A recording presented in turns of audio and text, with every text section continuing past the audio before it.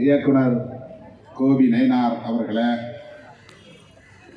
முன்னிலை வகித்து நிகழ்வை சிறப்பித்துக் கொண்டிருக்கிற மேற்கு மாவட்ட செயலாளர் மூவா சித்தார்த்தன் அவர்களே, கிழக்கு மாவட்ட செயலாளர் ஒரகடம் குமணன் அவர்களே, சென்னை திருவள்ளூர் மாவட்ட செயலாளர் கௌரி சங்கர் அவர்களே,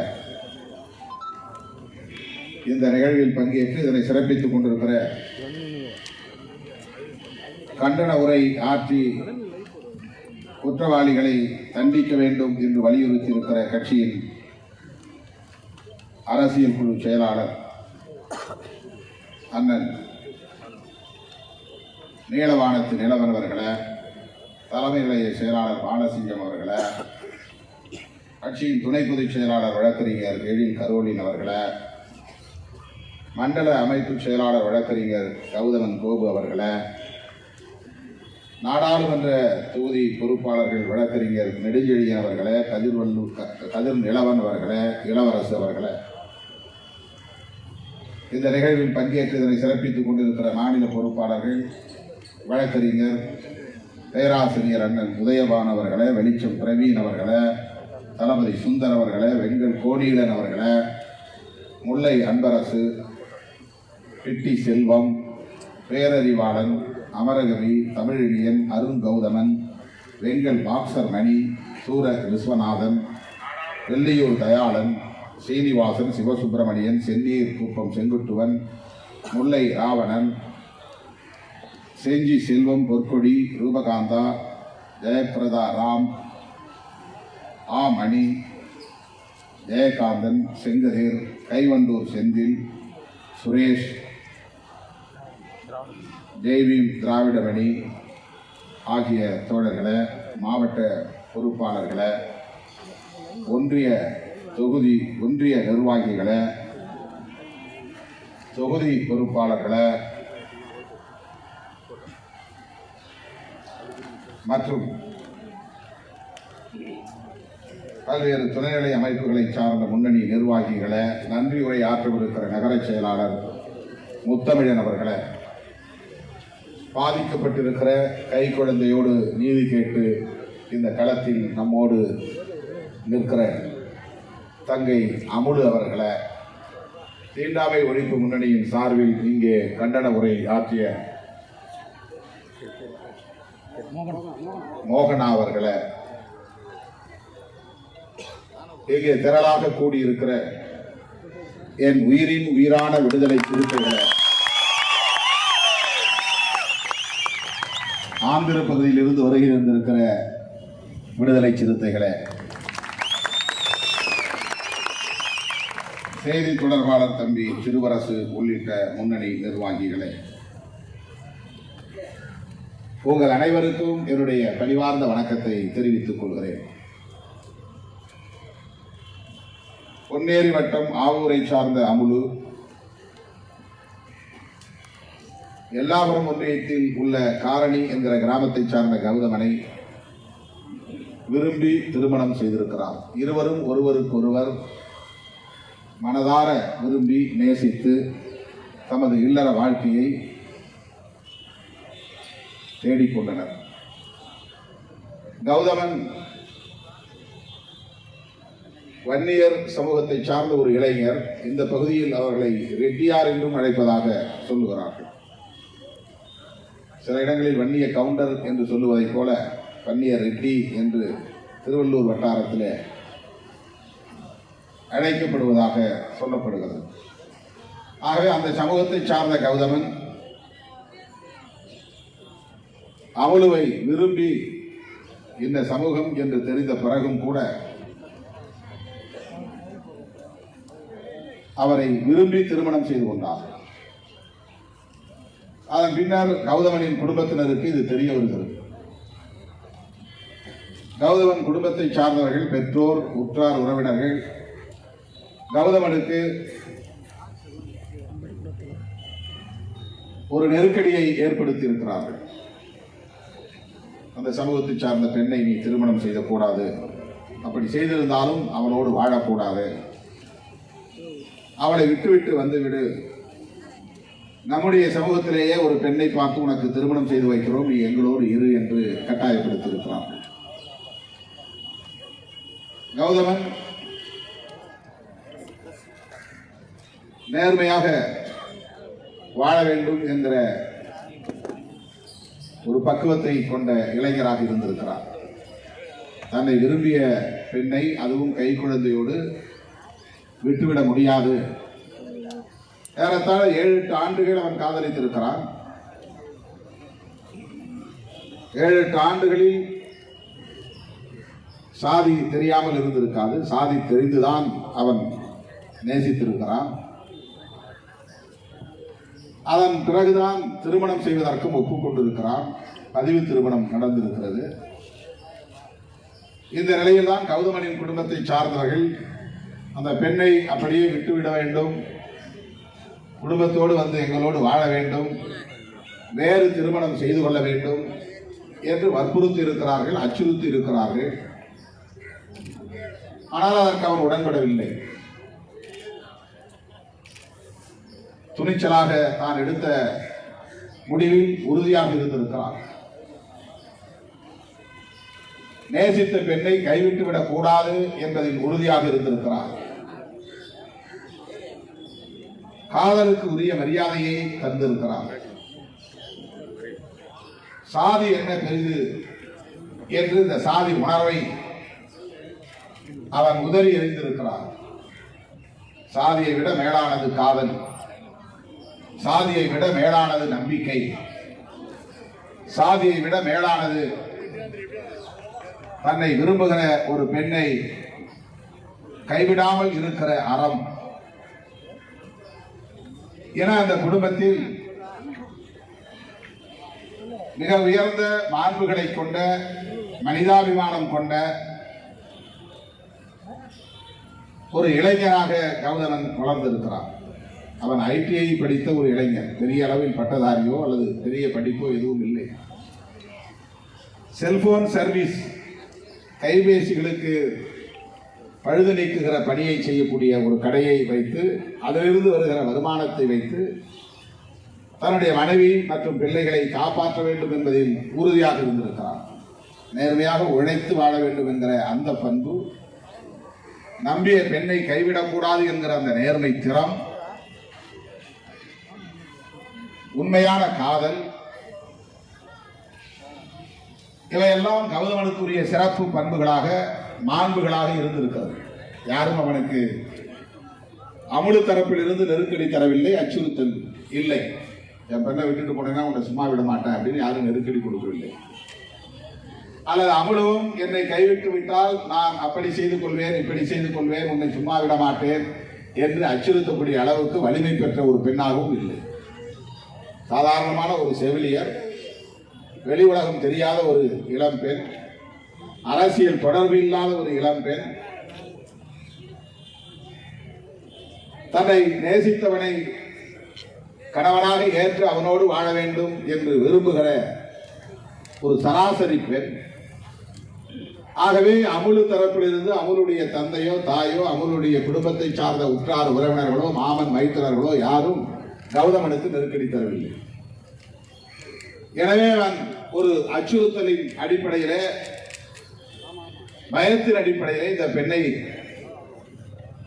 மனம் ஒவ்வாமல் திருமணம் செய்து கொண்டார் என்று சொல்வதற்கு இடமில்லை. ஏதோ கட்டாயத்தின் பேரில் அல்லது வகையாக நான் சிக்கிக்கொண்டேன் என்று கவலைப்படக்கூடிய வகையில் அவன் இந்த உறவை பார்க்கவில்லை. முழு மனதோடு காதலித்திருக்கிறான், மனப்பூர்வமாக அந்த பெண்ணை நேசித்திருக்கிறான். அதனால்தான் குடும்பத்திலே எதிர்ப்பு இருந்தும் கூட பெற்றவர்கள் தம்மை பாராட்டி சீராட்டி பாலூட்டி வளர்த்த பெற்றவர்கள் சொன்ன நிலையிலும் கூட சாதி என்ற ஒன்றுக்காகத்தானே நீ அந்த பெண்ணை கைவிடச் சொல்கிறாய், எனக்கு சாதி புரிதல்ல, சாதியை சுமக்க நான் விரும்பவில்லை, சாதியின் பெயரால் ஒரு மானம் இருக்குமேனால் அந்த மானம் எனக்கு தேவையில்லை, நம்பியவர்களை கைவிடாமல் இருப்பதுதான் மானத்தில் சிறந்தது, நேர்மையில் சிறந்தது என்று அவன் பெற்றோரின் அச்சுறுத்தலுக்கு கூட இணங்காமல் அமலுக்கு வாழ்க்கையை கொடுத்திருக்கிறான். அவனும் சேர்ந்து வாழ துணிந்திருக்கிறான். அப்படிப்பட்டவனை பெற்றவர்கள் தாய் தந்தையர்கள் பாராட்டி இருக்க வேண்டும், உச்சி மோந்து இருக்க வேண்டும். யாரோ எவ்வளோ உறவில்லாத ஒரு பெண்ணை, வேறு சாதி பெண்ணை தொட்டுவிட்டு விட்டுவிட்டு வரவில்லை நம் பிள்ளை. இந்த அளவுக்கு அவன் நேர்மை உள்ளவனாக இருக்கிறானே, நாணயம் உள்ளவனாக இருக்கிறானே, நல்ல குணமுள்ளவனாக இருக்கிறானே, உயர்ந்த பண்புள்ளவனாக இருக்கிறானே என்று அந்த பெற்றவர்கள், உற்றார் உறவினர்கள் கௌதமனை பாராட்டி இருக்க வேண்டும், உச்சி மோந்து இருக்க வேண்டும். ஆனால் அவனுக்கு தொடர்ந்து நெருக்கடியை தந்திருக்கிறார்கள். அவன் வீட்டுக்கு செல்லும் போதெல்லாம் அந்த பெண்ணை விட்டுவிடு, எங்களோடு வந்துவிடு என்று திரும்ப திரும்ப வலியுறுத்தியதை அவன் அமருவிடம், தன்னுடைய மனைவியிடம் அவ்வப்போது சொல்லி இருக்கிறான். கடந்த செப்டம்பர் 17ஆம் தேதி தன்னுடைய தாத்தா ராதா ரெட்டி என்பவர் வயது மூப்படைந்த காரணத்தினால் உடல் நலிவுற்று காலமான தகவல் தெரிந்து அந்த துக்கத்தை விசாரிப்பதற்காக சென்றிருக்கிறார். பெற்றவர்களோடு கருத்து முரண்பாடு இருந்தாலும் தன்னுடைய இந்த நிலைப்பாட்டால் அவர்களுக்கு தம் மீது கோபம் இருக்கிறது என்பதை அறிந்திருந்த நிலையிலும் கூட அதையெல்லாம் பொருட்படுத்தாமல் தன்னுடைய தாத்தா இறந்து விட்டால் அந்த துக்கத்தை விசாரிக்க வேண்டும், குடும்பத்தினரோடு அந்த துக்கத்தில் பங்கேற்க வேண்டும் என்று துணிச்சலாக தன்னுடைய சொந்த கிராமத்திற்கு காரணிக்கு போயிருக்கிறார். செப்டம்பர் 17 தந்தை பெரியாருடைய பிறந்த நாள் அன்று போனவன் அன்றைக்கு நெடுநேரமாக அமுலுவுக்கு தொலைபேசியிலே தொடர்பு கொண்டு எதுவும் பேசவில்லை. எனவே மாலை 7 மணி அளவில் அமுலு தன்னுடைய கணவனுடைய தொலைபேசிக்கு தொடர்பு கொண்டிருக்கிறார். 7 அல்லது 7:30 மணி அளவில். அப்போது அவன் பதற்றத்தோடு பேசியிருக்கிறான். வீட்டிலே பிரச்சனை, நான் பிறகு உன்னை அழைக்கிறேன் என்று பதற்றத்தோடு சொல்லிவிட்டு தொலைபேசி அணைத்து விட்டார். இணைப்பை துண்டித்து விட்டார். இதுதான் அமலுவுக்கு கடைசியாக கிடைத்த தகவல். கணவன் தனக்கு தொலைபேசியில் பேசவில்லையே என்கிற பதற்றத்தோடு காலையிலிருந்து எந்த தொடர்பும் இல்லையே என்கிற பதற்றத்தோடு கணவனை தொடர்பு கொண்டவர்களுக்கு கடைசியாக கௌதமன் பேசிய வார்த்தைகள் இதுதான்: வீட்டில் பிரச்சனை, நான் அப்புறம் பேசுகிறேன். இணைப்பு துண்டிக்கப்பட்டது. 17 முடிந்து 18, 19, 20 3 நாள் வரையிலும் எந்த தொடர்பும் இல்லை. திரும்ப திரும்ப தொலைபேசி தொடர்பு கொள்ள முயற்சித்தால் தொலைபேசி அடைத்து வைக்கப்பட்டிருக்கிறது அல்லது அடைத்து வைக்கப்பட்டிருக்கிறது, சுவிட்ச் ஆஃப். இந்த நிலையில்தான் அமுலுவின் உடன்பிறப்பு அண்ணனோ தம்பியோ ஒருவர் அவன் போனவர் என்ன ஆனது என்று தெரிந்து கொள்வதற்காக காரணி கிராமத்திற்கு 2 சக்கர வண்டியிலே போய் என்ற நிலைமை என்று அறிந்து கொள்வதற்காக போயிருக்கிறார். ஊருக்கு உள்ளே நுழைகிற போதே வெளியில் ஒரு பேனர், அந்த பேனரில் அவன் பெயர், அவன் படம், இயற்கை மரணம் என அறிவிக்கப்பட்டிருக்கிறது. கௌதமன் இயற்கை மரணம். அவன் ஊருக்குள்ளே போகாமல் யாரையும் விசாரிக்காமல், ஐயோ கௌதமனை காணவில்லையே, அவன் இறந்து விட்டானே என்கிற பதற்றத்தோடு ஓடி வந்து அமுலுவிடத்திலே, அமுலுவின் குடும்பத்தினரிடத்திலே சொன்ன பிறகுதான் அன்றைக்கு மாலை 21ஆம் தேதி ஆரணி காவல் நிலையத்தில் போய் புகார் கொடுக்கிறார்கள். கடந்த 7-8 ஆண்டுகளாக காதலித்த வரலாற்றை சொல்லி, பிறகு திருமணம் நடந்ததை எடுத்து சொல்லி, கர்ப்பமானது, குழந்தை பிறந்தது உட்பட எல்லாவற்றையும் சொல்லி, கௌதமன் குடும்பத்தில் இருந்து அச்சுறுத்தல் இருந்ததை என்பதையும் சுட்டி காட்டி, இது ஆணவ கொலைதான், ஆணர் கில்லிங்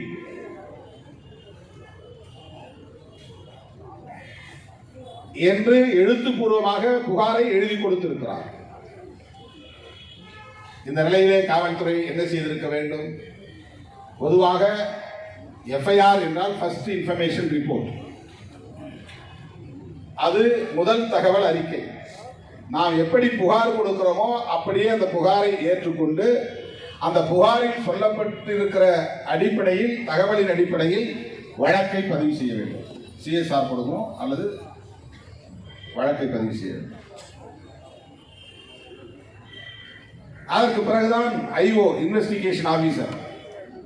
பொதுவாக ஒரு எஸ்சி தலித் சமூகத்தை சார்ந்தவர்கள் வழக்கு கொடுத்தால், சாதி அடிப்படையிலான குற்றம் என்ற அடிப்படையில் புகார் கொடுத்தால், அதற்கு ஐஓ என்பவர் இன்ஸ்பெக்டர் அல்ல, டிஎஸ்பி, வன்கொடுமை தடுப்பு சட்டத்தின்படி. எனவே டிஎஸ்பி தான் உடனடியாக களத்தில் இறங்க வேண்டும். அந்த புகார் உண்மையா, வழக்கு பதிவு செய்யக்கூடிய அளவுக்கு அதிலே உண்மை விவரங்கள் இருக்கின்றனவா, இந்த பெண் கொடுத்த தகவல்கள் அனைத்தும் எந்த அளவுக்கு உண்மை என்பதையெல்லாம் கண்டறிய வேண்டிய பொறுப்பு, ஆய்வு செய்ய வேண்டிய பொறுப்பு, புலனாய்வு செய்ய வேண்டிய பொறுப்பு டிஎஸ்பி அதிகாரிக்கு உண்டு. ஆக 21ஆம் தேதி புகார் கொடுத்து உடனே எஃப்ஐஆர் போடப்பட்டதா என்றால் இல்லை. பிறகு அழுத்தம் கொடுத்த நிலையிலே எஃப்ஐஆர் போடப்பட்டது 2-3 நாட்கள் கழித்து. அதுவும் 174 சிஆர்பிசி. இது வழக்கமாக போடுவதுதான். ஒரு சாவு எப்படி நிகழ்ந்தது என்று உறுதிப்பட தெரியாத போது, கொலை என்பது வெளிப்படையாக இது கொலை என்று தெரிந்தால் கொலை என்று பதிவு செய்வார்கள். சந்தேகத்திற்குரிய முறையில் ஒருவர் இறந்து போனால் ஒருவர் கொலை என்று சொல்ல, இன்னொருவர் தற்கொலை என்று சொல்ல, அல்லது ஒருவர் விபத்து என்று சொல்ல, இப்படி பல குழப்பங்கள் ஒரு மரணத்திலே இருக்குமே. ஆனால் காவல்துறையினருக்கு கிரிமினல் ப்ரொசீஜர் கோட் என்கிற குற்ற நடைமுறை சட்டம் ஒரு வழிகாட்டுதலை தருகிறது. அந்த குற்ற நடைமுறை சட்டத்தின் 174வது பிரிவு என்ன சொல்கிறது என்றால், இந்த மாதிரியான குழப்பம் இருக்கிற போது இந்த பிரிவின் கீழ் வழக்கை பதிவு செய். ஃபவுண்டட், மரணத்தில், அதாவது இறந்து கண்டுபிடிக்கப்பட்ட பிணம், அது கொலையா தற்கொலையா விபத்தா தெரியாது. கொலையா தற்கொலையா விபத்தா என்று தெரியாத நிலையில், அல்லது இயற்கை மரணமா என்று தெரியாத நிலையில் ஒரு சந்தேகம் எழுகிற போது வழக்கை எப்படி பதிவு செய்ய வேண்டுமென்றால் 174 சிஆர்பிசி அந்த செக்ஷன் கீழே வழக்கு பதிவு பண்ணிட்டு இன்வெஸ்டிகேஷன், புலனாய்வை தொடர வேண்டும். அந்த புலனாய்வில் தடயங்களை வைத்து, சாட்சியங்களை வைத்து, கிடைத்த ஆவணங்களை வைத்து புலனாய்வு அதிகாரி ஒரு முடிவுக்கு வர வேண்டும். அப்புறம் தான் அந்த எஃப்ஐஆர் ஆல்டர் பண்ணுவாங்க. இந்த ப்ராசஸ் எடுத்துக்கொள்வதற்கு, இந்த நடைமுறையை முடிப்பதற்கு அவர்களுக்கு ஒரு கால அவகாசம் தேவைப்படும். ஆனால் அதிலே காவல்துறை மெத்தனம் காட்டியது. அதைவிட என்னவென்றால், அந்த குடும்பத்தினர் என்ன சொல்லுகிறார்களோ அதையே காவல்துறை சொல்கிறது. அவன் காணவ கொலைலாம் இல்லை, அவன் தற்கொலை செய்து கொண்டான், அவன் குடும்பத்தை சார்ந்தவர்கள் ஏதோ அச்சுறுத்தியதான் தற்கொலை செய்து கொண்டான். ஆனால் அவர்கள் என்ன பேனரிலே போட்டிருக்கிறார்கள் என்றால், இயற்கை மரணம் என்று போட்டிருக்கிறார்கள். எதற்காக அப்படி? எந்த மரணத்தையும் இதுவரை யாரும் பேனர் அல்லது போஸ்டர் அடிக்கிற போது இயற்கை மரணம் என்று எப்போதும் போட்டதே கிடையாது. இயற்கை எய்தினார் அப்படின்னு போடுவாங்க, காலமானார் என்று போடுவார். இறந்த காலமானார், காலத்தோடு காலமாக அவரும் போய்விட்டார். இயற்கை எய்தினார் என்றால் இயற்கை பஞ்சபூதங்களோடு அவர் கலந்து விட்டார். அவருடைய உடலில் இருந்த காற்றோடு கலந்து விட்டது. அவருடைய உடல் மண்ணோடு மக்கப் போகிறது, புதைத்து விட்டோம் அல்லது எரித்து விட்டோம். இயற்கையோடு இயற்கையாக மாறுவதுதான் இயற்கை எய்தினார். இயற்கையாக அடங்கிட்டார், இயற்கையிலிருந்து உருவானார், இயற்கையாக மாறிவிட்டார்.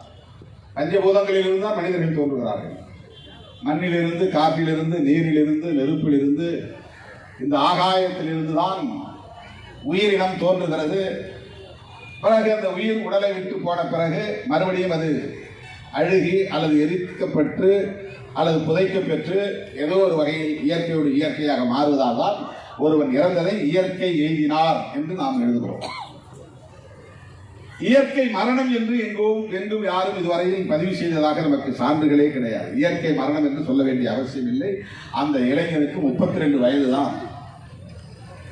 அவன் தற்கொலை செய்து கொள்ள வேண்டும் என்கிற அளவுக்கு பலவீனமான மனநிலை கொண்டவனாக இருந்திருந்தால் 7-8 ஆண்டுகள் தொடர்ந்து இந்த பெண்ணோடு அவனால் வாழ்ந்திருக்க முடியாது. அவனுக்கு துணிச்சல் இருக்கிறது, நெஞ்சுரம் இருக்கிறது. பெற்றவர்கள், உற்றவர்கள் எதிர்ப்பு தெரிவித்த நிலையிலும் கூட தொட்ட பெண்ணை நான் விட்டுவிட மாட்டேன் என்று துணிச்சலாக அவன் பதிவு திருமணம் செய்து கொண்டு தனியே ஒரு வீடு எடுத்து சென்னையிலே தங்கி இல்லறத்தை நடத்தி வந்திருக்கிறான் என்று சொன்னால் அவன் பலவீனமான உளவியலை கொண்டவன் இல்லை, மனநிலை கொண்டவன் இல்லை, துணிச்சலானவன், தைரியமானவன், நெஞ்சுரம் உள்ளவன், நெருக்கடிகளை சந்திக்கிற, சவால்களை சந்திக்கிற ஆற்றல் கொண்டவன். எப்படி அவன் போய் தற்கொலை பண்ணிக்க வேண்டிய தேவையில்லை. அப்படின்னா அவன் 8 வருஷம் இந்த பெண்ணை காதலிச்சிருக்க முடியாது, துணிச்சலா திருமணம் செய்திருக்க முடியாது. யாரும் கட்டாயப்படுத்தவே இல்லை. அமரு தரப்பிலிருந்து யாரும் அச்சுறுத்தவே இல்லை. அவனே தான் விரும்பிய பெண்ணை திருமணம் செய்து கொண்டான். அந்த துணிச்சல் அவன் பலவீனமான உளவியலை கொண்டவன் இல்லை என்பதை உறுதிப்படுத்துகிறது. ஆனால் காவல்துறையினர் கௌதமனுடைய குடும்பத்தை சார்ந்தவர்கள் என்ன சொல்லுகிறார்களோ அதையே பிரதிபலிக்கிறார்கள். இங்குதான் பிரச்சனையே வருகிறது. காவல்துறையோடு நாம் எங்கே முரண்படுகிறோம் என்றால், இந்தியா முழுவதும் உள்ள ஒட்டுமொத்த காவல்துறைக்கு உள்ள பொது பண்பு. ஏதோ ஒரு சில பேர் தான் நேர்மையா இருக்கணும், நாம மனசாட்சியோடு நடந்து கொள்ள வேண்டும் என்று இன்ஸ்பெக்டர்ல இருந்து எஸ்பி வரையிலும் அல்லது மேலதிகாரிகள் வரையிலும் மனசாட்சியோடு படித்த படிப்புக்கு உரிய மரியாதை தரக்கூடிய வகையில பொது வாழ்க்கை மக்களுக்கு தொண்டு செய்கிறோம், அதிலே நீதி பாதிக்கப்பட்டவர்களுக்கு நீதி கிடைக்க வேண்டும் என்கிற அந்த நேர்மை துறத்தோடு செயல்படக்கூடியவர்கள் சிலர் இருக்கிறார்கள், இல்லை என்று நாம் மறுக்க முடியாது. ஆனால் பெரும்பாலானவர்கள் ஏன் வம்பு, பலவீனமானவர்களுக்கு அநீதி இழைக்கப்பட்டாலும் அதில் பிரச்சனை இல்லை, பலமானவர்களின் பகையை சம்பாதித்துக் கொள்ளக்கூடாது. இதுதான் பியூரோக்ராட்ஸ் கேரக்டர். ஐஏஎஸ் அதிகாரியாக இருந்தாலும் ஐபிஎஸ் அதிகாரியாக இருந்தாலும் அவர்களுக்கு கீழே வேலை செய்யக்கூடிய காவல்துறை அதிகாரிகளாக இருந்தாலும் வருவாய்த்துறை அதிகாரிகளாக இருந்தாலும் என்ன நினைக்கிறார்கள் என்றால், எதற்கு வம்பு, அவங்க இப்படி சொல்றாங்களோ அப்படியே கேஸ் போட்டு போயிடும். யாருக்கு பாதிப்பு? பலவீனமான மக்களுக்கு, வல்னரபிள் செக்ஷன்ஸ். பலவீனமானவர்களுக்கு பாதிப்பு வந்தால் விட்டு போகட்டும். அவங்க யாரும் பெருசா கிளைம் பண்ண மாட்டாங்க, சண்டை போட மாட்டாங்க, சட்டம் ஒழுங்கு சிக்கல் வராது. இதுதான் காமன் மைண்ட் செட். ஒரு பொதுவான உளவியலாக இன்றைக்கு அதிகார வர்க்கத்தினரிடம் மேலோங்கி இருக்கிறது. ஐயோ பாவம், ஒரு கைக்குழந்தையோடு இந்த பெண் நடுத்தருவில் இருக்கிறாளே, ஐயோ பாவம், ஒரு பெண்ணை சாதி விட்டு சாதி காதலித்ததற்காக ஒருவன் கொல்லப்பட்டிருக்கிறானே என்று பாவம் பார்க்கிற இடத்தில் அதிகார வர்க்கத்தினர் இருப்பதில்லை. நாங்கெல்லாம் பாவம் பார்த்தா ஒன்றும் செய்ய முடியாது, சூழலுக்கு ஏற்ப சட்டம் ஒழுங்கை நிலைநாட்ட வேண்டும் என்பதற்கு ஏற்பத்தான் முடிவெடுப்போம். தலித்துகள் பெருசா வீதிக்கு வரமாட்டாங்க, தலித்துகளுக்காக பெரிய அளவில் யாரும் ரெக்கமெண்ட் பண்ண மாட்டாங்க, தலித்துகளுக்காக அமைச்சர்களோ அல்லது ஆட்சியில் இருக்கிறவர்களோ நெருக்கடி தரமாட்டார்கள். எனவே எதற்காக நாம் அவர்களுக்கு மற்றவர்களை பகைத்துக் கொண்டு நீதியை நிலைநாட்ட வேண்டும்? இந்த உளவியல் போக்கு என்பது திருவள்ளூர் போலீசுக்கு மட்டுமில்லை, தமிழ்நாடு போலீசுக்கு மட்டுமில்லை, இந்தியா முழுவதும் உள்ள போலீசின் பொது புத்தியாக இது இருக்கிறது. இதை நாம் முதல்ல புரிஞ்சுக்கணும். நாம் இங்க பேசுறோம்னா ஏதோ அந்த ஊர் இன்ஸ்பெக்டரை கண்டிக்கிறதுக்காக அல்லது டிஎஸ்பியை கண்டிக்கிறதுக்காக இங்கே கூட்டம் கூடல. ஊருக்கு உலகத்துக்கு உண்மையை சொல்ல வேண்டும், அதை வெளிச்சத்திற்கு கொண்டு வர வேண்டும் என்பதை மையப்படுத்திதான் இந்த ஆர்ப்பாட்டம். நாங்க உயர் அதிகாரிகிட்ட பேசோம், அதிகாரிகள் அத்தனை பேருமே சொல்லி வைத்ததுக்கு ஒரே மாதிரி சொன்னார்கள். அப்படியே இன்ஸ்பெக்டர் சொல்வதைத்தான் டிஎஸ்பி சொல்கிறார், டிஎஸ்பி சொல்வதைத்தான் எஸ்பி சொல்கிறார், எஸ்பி சொல்வதைத்தான் அதற்கு மேலுள்ள அதிகாரிகள் சொல்லுகிறார்கள். இல்லைங்க அதெல்லாம் ஒன்றும் இல்லைங்க, அந்த கொலையெல்லாம் கிடையாது, அவன் ஏதோ கோபத்தில் போய் தற்கொலை பண்ணிக்கிட்டான். ஏன் இயற்கை மரணம் போடணும்? இது சாதாரண சராசரி மனிதனுக்கே ஒரு கேள்வி வருதா இல்லையா? ஏன் 7 மணிக்கு செத்தவன காலையில 10 மணிக்கே கொளுத்தணும்? வழக்கமாக அந்த சமூகத்தை சார்ந்தவர்கள் புதைக்கத்தானே செய்வார்கள், புதைக்காமல் ஏன் கொளுத்த வேண்டும்? ஏன் அவசரமாக எரிக்க வேண்டும்? ஏன் அவசரமாக அடையாளங்களை அழிக்க வேண்டும், தடயங்களை அழிக்க வேண்டும்? இதெல்லாம் சாதாரண சராசரி மனிதர்களுக்கு எழக்கூடிய கேள்வி, காவல்துறைக்கு எப்படி எழாமல் இருக்கும்? அது எழுந்தால்தானே, அப்படி கேள்விகள் எழுந்தால்தானே காவல்துறையினர் புலனாய்வுத்துறையினர் எழுகிறது. ஆனாலும் இங்கேதான் அதிகார வர்க்கத்தின் புத்தியை நாம் புரிந்து கொள்ள வேண்டும். அவர்களுக்கு தெரியும் இது ஆணவ கொலை என்று, அவர்களுக்கு தெரியும் அவர்கள் தடயங்களை மூடி மறைக்கிறார்கள் என்று. ஆனாலும் எதற்காக? தலித்துகளுக்கு நீதி கிடைப்பதற்கு நாம் மற்றவர்களை பகைத்துக் கொள்ள வேண்டும். அதுதான் பிரச்சனை. தலித்துகள் என்றால் வல்னரபிள் செக்ஷன், அதிகார தொடர்பில்லாத சமூகம், அதிகாரத்தை நுகர முடியாத சமூகம், அதிகார வலிமை இல்லாத சமூகம், ஆட்சி நிர்வாகத்திலே இருந்தாலும் செயல்பட இயலாத ஒரு பிரதிநிதித்துவம் இல்லாத ஒரு சமூகம். எனவே எப்போதுமே நோஞ்சான்களை அடித்து மாவீரர்கள் என்று பட்டம் பெறுகிற ரவுடிகளை போல பொதுவாக பார்த்தீங்கன்னா பெருசு பெருசா எவனை பார்த்தாலும் மாவீரன் அப்படின்னு சொல்லிக்கலாம். தமிழ்நாடு பூரா இந்தியா பூரா அவன் எங்கேயாவது தெருவில் கிடக்கிறவன 2 பேரை கொலை பண்ணிருப்பான். படுத்து கிடக்கிறவன சாதாரணனால குத்தி கொண்டிருப்பான். அவர் 4 போட்டவர் 8 போட்டவருமா. ஆனா யாரும் அவனுக்கு சமமான வலிமையுள்ள இன்னொரு ஆள் அவன் போட்டுக்க மாட்டான். பெரும்பாலும் நோஞ்சான்களை தான். இது பொதுவாக நான் சொல்றேன், இது இந்தியா முழுக்க உள்ள பொதுவான ஒரு இந்த ரவுடிகள். நீங்க சொல்றீங்களா, ரவுடிகள் யாருமே வீரம் உள்ளவர்கள் கிடையாது. ரவுடி ஒரு லிஸ்ட் எடுத்தீங்கன்னா அவன் யாரும் பயங்கரமான பயந்தாங்குழிகளாக தான் இருப்பாங்க. அதனால எப்பவுமே 10 பேர் கூட வச்சுக்கிறாங்க. நானா யாரையுமே கூட வச்சுக்கிறது கிடையாது. ஏன்னா எனக்கு துணியும் பயமே கிடையாது. தனியாக தான் நான் போறேன்.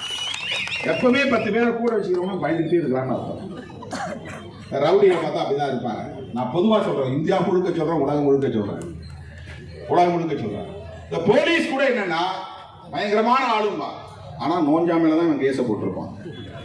அப்பாவி மக்கள் மேல தான் கேச போடுவான். எளிய மக்கள் மீதுதான் தன்னுடைய வீர தீரத்தை காட்டுவார்கள். அதுல ரொம்ப பவரான ஒரு ஆளை தூக்குறேன்னு சொல்லி தான் ஒரு சான்று சொல்லி பார்ப்போம். ஒரு ரூலிங் பார்ட்டி சேர்ந்தவன் நான் எடுத்தேன், அவனை தூக்கி அவனை அவனுக்கு எவ்வளவோ ப்ரெஷர் இருந்துச்சு, நான் விடலை, அவனை தூக்கி குண்டாசல் போட்டான்னு சொல்லி பார்ப்போம்.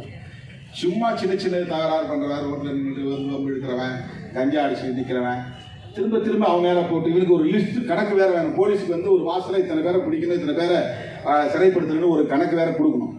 அதுக்காக எவன் மேல போட்டவங்களை கேஸை திரும்ப அவனை போட்டு அவனை பெரிய ஆளா இவங்க ஆக்கி விட்டுருவாங்க. ஐயா அண்ணன் மேல 30 கேஸ் இருக்கு, 20 கேஸ் இருக்கு. அது பூரா பொய் கேஸ். அவனுக்கு அது சம்பந்தமே இருக்காது. அவனுக்கு அதுல ஒரு கிரெடிட் இருக்கும்.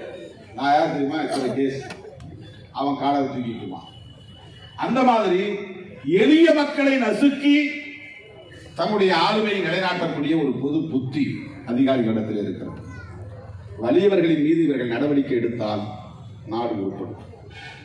உண்மையான குற்றவாளிகளை தப்ப விடுவதும், அப்பாவிகளை குற்றவாளிகள் என்று பொய் வழக்கை சிக்க வைப்பதும் காலம் காலமாக இருந்து வருகிற நடைமுறை. நீ போய் சிறைச்சாலையில் போய் சிறைப்படுத்தப்பட்ட அத்தனை பேரையும் நீங்க ஒரு ஆய்வு பண்ணீங்கன்னா தெரியும், நிஜமா அவங்களுக்கு சம்பந்தமே இருந்திருக்காரு. நான் எம்ஏ கிரிமினாலஜி படிக்கும்போது எனக்கு ஒரு கேஸ் ஸ்டடி பண்ணணும். இந்த மாதிரி திருடர்களை அல்லது கொள்ளையடிக்கக்கூடியவர்களை எல்லாம் போய் பார்த்து அவங்கள இன்டர்வியூ எடுத்து அதுக்கு பிறகு அதை பற்றி ஒரு அறிக்கையை சப்மிட் பண்ண, அப்பதான் எம்ஏவை முடிக்க முடியும். அது பேர் டிசர்டேஷன் ஒர்க்னு எம்ஏ படிச்ச எல்லாருக்கும் தெரியும். நான் கிரிமினாலஜிங்கிறதுனால குற்றவாளிகளோடு நான் நேர்காணல் செய்ய வேண்டிய ஒரு பொறுப்பு எனக்கு இருந்தது. அப்ப நான் சிறைக்கு போயிருந்தேன். ஒருத்த மேல 50 முறை தப்பு கேஸ். 50 முறை திருநா இல்ல சார், வெளியே வந்தோடனே போலீஸ் பிடிச்சி உள்ள போட்டுறேன். நான் வெளியே வந்தோடனே பிடிச்சி போலீஸ் உள்ள போட்டுறேன். ஒருத்த மேல அதே மாதிரி கொள்ளை வழக்கு, போதை வழக்கு, ஒரு 5 கேஸ் 6 கேஸ் நான் எடுத்து பண்ணேன். நினைச்ச பரிதாபமா இருக்கு. உண்மையிலேயே குற்றவாளிகள் வேறு யாரோ வெளியே சுற்றி கொண்டிருக்கிறார்கள். பொய்யான வழக்குகளில் ஏராளமானவர்கள் பாதிக்கப்படுகிறார்கள். சிறையில் நீங்க எடுத்துக்கிட்டா அதிகம் முதல்ல ஃபர்ஸ்ட் ஷெட்யூல் காஸ்ட் தான் இருப்பாங்க. அதுக்கு பிறகு மைனாரிட்டிஸ், குறிப்பா முஸ்லிம்ஸ். எல்லா சென்ட்ரல் ஜெயிலும் போய் பாருங்க. ஒரு மாவட்டத்தில் அதிகமாக குண்டாஸ் போறதை நீங்க கணக்கெடுத்து பார்த்தீங்கன்னா, ஒரு ஆய்வு பண்ணி பார்த்தீங்கன்னா, பெரும்பாலும் ஷெட்யூல் காஸ்ட் இளைஞர்கள் தான் அதிகமாக குண்டாஸ் போடுவாங்க. ஏன்னா கேட்கறதுக்கு யாரும் ஆளு கிடையாது, யாரும் கேட்க மாட்டான், போய் கண்டிக்க மாட்டான் போலீஸ்ல. ஒரு குண்டாஸ் போடணும்னா, ஒருத்த மேல குண்டாஸ் போடணும்னா குறைஞ்சது இப்போ 25,000 ரூபாய் செலவாகும். 20,000 to 25,000 பெரிய புக்கு ஒன்று தயார் பண்ணாங்க. நிறைய வழக்கு புட்டப் கேஸ் போடுவாங்க. அது பேர் இங்கிலீஷ்ல புட்டப் கேஸ். புட்டப் கேஸ்னாலே பொய் வழக்குன்னு அர்த்தம். அவன் மேல கேஸ் கிடையாது, ஒரே ஒரு வழக்கு தான் சம்மந்தப்பட்டிருக்கிறான். ஆனா அவனுக்கு குண்டாசல் போடணும். யாரு போட சொன்னா? ரூலிங் பார்ட்டியை சார்ந்தவன் சொல்றான், பார் வச்சு நடத்துறவன் சொல்றான், போதை வியாபாரம் செய்யறவன் சொல்றான். எங்களுக்கு அவன் டிஸ்டர்ப் பண்றாங்க, திரும்ப திரும்ப வந்து கேட்டுக்கிட்டு இருக்கான், ஏதோ வந்து எங்களை தொல்லை பண்றான், கேள்வி கேட்கறான், ஆட்சியில வந்து மனு போடுறான், இவன் வந்து லெப்டுங்கிறான், இடதுசாரிகள்ங்கிறான், அல்லது விடுதலை சிறுத்தைங்கிறான், எங்களை மிரட்டிக்கிட்டே இருக்கிறான்னு ஒருத்தன் போய் அவன் யாருறான்னா அவன் சமூக விரோதியாக தான் இருப்பான். அவன் போய் போலீஸ்கிட்ட சொல்லுவான்.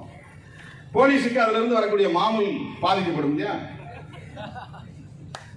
மாமூல் இல்லாமல் வியாபாரங்களே கிடையாது, சட்டவிரோத செயல்களே கிடையாது. இது பொதுவான பண்பு நான் சொல்றேன். இந்தியா முழுவதும் இருக்கிற பண்பை சொல்றேன், நீங்க புரிஞ்சுக்கிறதுக்காக சொல்றேன். அப்ப இவன் மேல குண்டாஸ் போடுனா அந்த குண்டாஸ் போடுறதுக்கு செலவாகும். போலீஸுக்கு அதுக்கு நிதி கிடையாது, அதுக்குன்னு ஒரு நிதி கிடையாது. குண்டாஸ்ல போடுறதுக்கு என்எஸ்ஏ போடுறதுக்கு ஃபண்டு கிடையாது. கண்டிஜென்சி ஃபண்டுன்னு ஒரு ஃபண்டு இருக்கும், அதுல பெருசா நிதி இருக்காது. ஒருத்த மேல குண்டாஸ் போடணும்னா எவன் ரெக்கமெண்ட் பண்றானோ அவன் தான் செலவு பண்ணுவான். அவன் மேல குண்டாஸ் போடுங்க, வீசிக்கவன் அவனை தூக்கி இந்த 2-3 பசங்க மேல குண்டாஸ் போட்டு உள்ள தள்ளுங்க. அப்ப அதுக்கு என்ன செலவாகும்? ஒரு ஆளுக்கு குண்டாஸ் போடுறது 25,000 செலவாகும். 3 பேருக்கு 75,000 ரூபாய் செலவு அவன் தான் கொடுப்பான். அவன் தான் அந்த செலவை ஏற்றுவான்.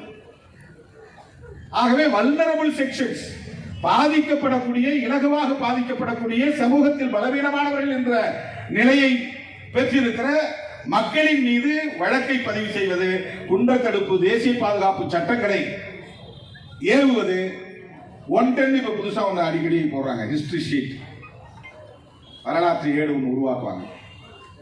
அது கிரைம் ரெக்கார்ட்ஸ் பீரோவில் இருக்கும், குற்றப்பதிவேடு அதுக்குன்னு ஒரு பீரோ இருக்கும், அதுக்கு ஒரு போலீஸ் அதிகாரி இருப்பாங்க. ஒருத்தனை ஹிஸ்டரி ஷீட்ல சேர்த்து விட்டா இன்ஸ்பெக்டர் மாறும்போதெல்லாம் புதுசா ஒரு ஆள் வந்தாங்கன்னா இவன் யாருன்னு போய் தேடிட்டு போவாங்க. ஹிஸ்டரி ஷீட்ல இருக்கிறவங்க இந்த மாதிரி எளிய மக்களை நசுக்குவதில் ஆர்வம் காட்டக்கூடிய காவல்துறையினர் இது போன்ற கொடுமை நடக்கிற போது அந்த கொடியவர்களின் மீது சட்டத்தை ஏவுவதற்கு தயங்குகிறார்கள். அவரு கூட ஒன்றும் பெரிய ஒரு பொலிட்டிக்கல் இன்ஃபுளுன்ஸ் எல்லாம் வச்சு பண்ணியிருப்பாங்கன்னு தெரியாது, அவன் பண்ணவே தேவையில்லை. தலித் அல்லாதவர்கள் வந்து யாராவது 2 பேர் போன் பண்ணி சொல்லணுங்கிறதெல்லாம் கட்டாயம் கிடையாது. ஆட்டோமேட்டிக்கா காவல்துறை என்ன பண்ணும்னா, யாரு பாதிக்கப்பட்டது, எஸ்சி தரப்புலையா, சரி வந்த தரப்புல போய் தப்பிச்சுக்க போயிருப்பாங்க, கூட நான் பார்த்துக்கிறேன், நான் வந்து நீ சொன்ன மாதிரி ஒரு ரிப்போர்ட் கூட நான் அந்த மாதிரி எஃப்ஐஆர் போட்டுக்கிறேன், 306 போட்டு விட்டுறேன் போ. இவங்களே போய் ஹெல்ப் பண்ணுவாங்க. காவல்துறை அதிகாரிகளே அவன் என்ன பண்றதுன்னு தெரியாம முடிச்சுட்டு கிடப்பான். ஆனா அதிகாரிகள் போய் அவங்கள பார்த்து தட்டி கொடுத்து தைரியப்படுத்தி, பயப்படாத அப்படிதானே சார், ரைட், அதே மாதிரி ஒரு புகார் கொடு, நான் எஃப்ஐஆர் போட்டுறேன், போய் ஏபி மூவ் பண்ணு, ஆன்டிசிபேட்டரி பெயில் மூவ் பண்ணு, நான் அது வரலாம் உன்னை தேட மாட்டேன், அரெஸ்ட் பண்ண மாட்டேன். இந்த மாதிரியான ஒரு உறவு காவல்துறைக்கும் பிற சாதியை சார்ந்தவர்களுக்கும் இடையிலே இருக்கிறது என்பதை 100க்கு 100 உறுதிப்படுத்த முடியும். உடனே போலீஸ் பாய்ந்து 21ஆம் தேதி புகார் கொடுத்தோம். 22 அல்லது 23 அல்லது 24 ஒரு 4-5 நாளுக்குள்ள அவங்களை கைது பண்ணியிருக்க கூடாதா, முடியாதா? ஏன் கைது செய்யவில்லை?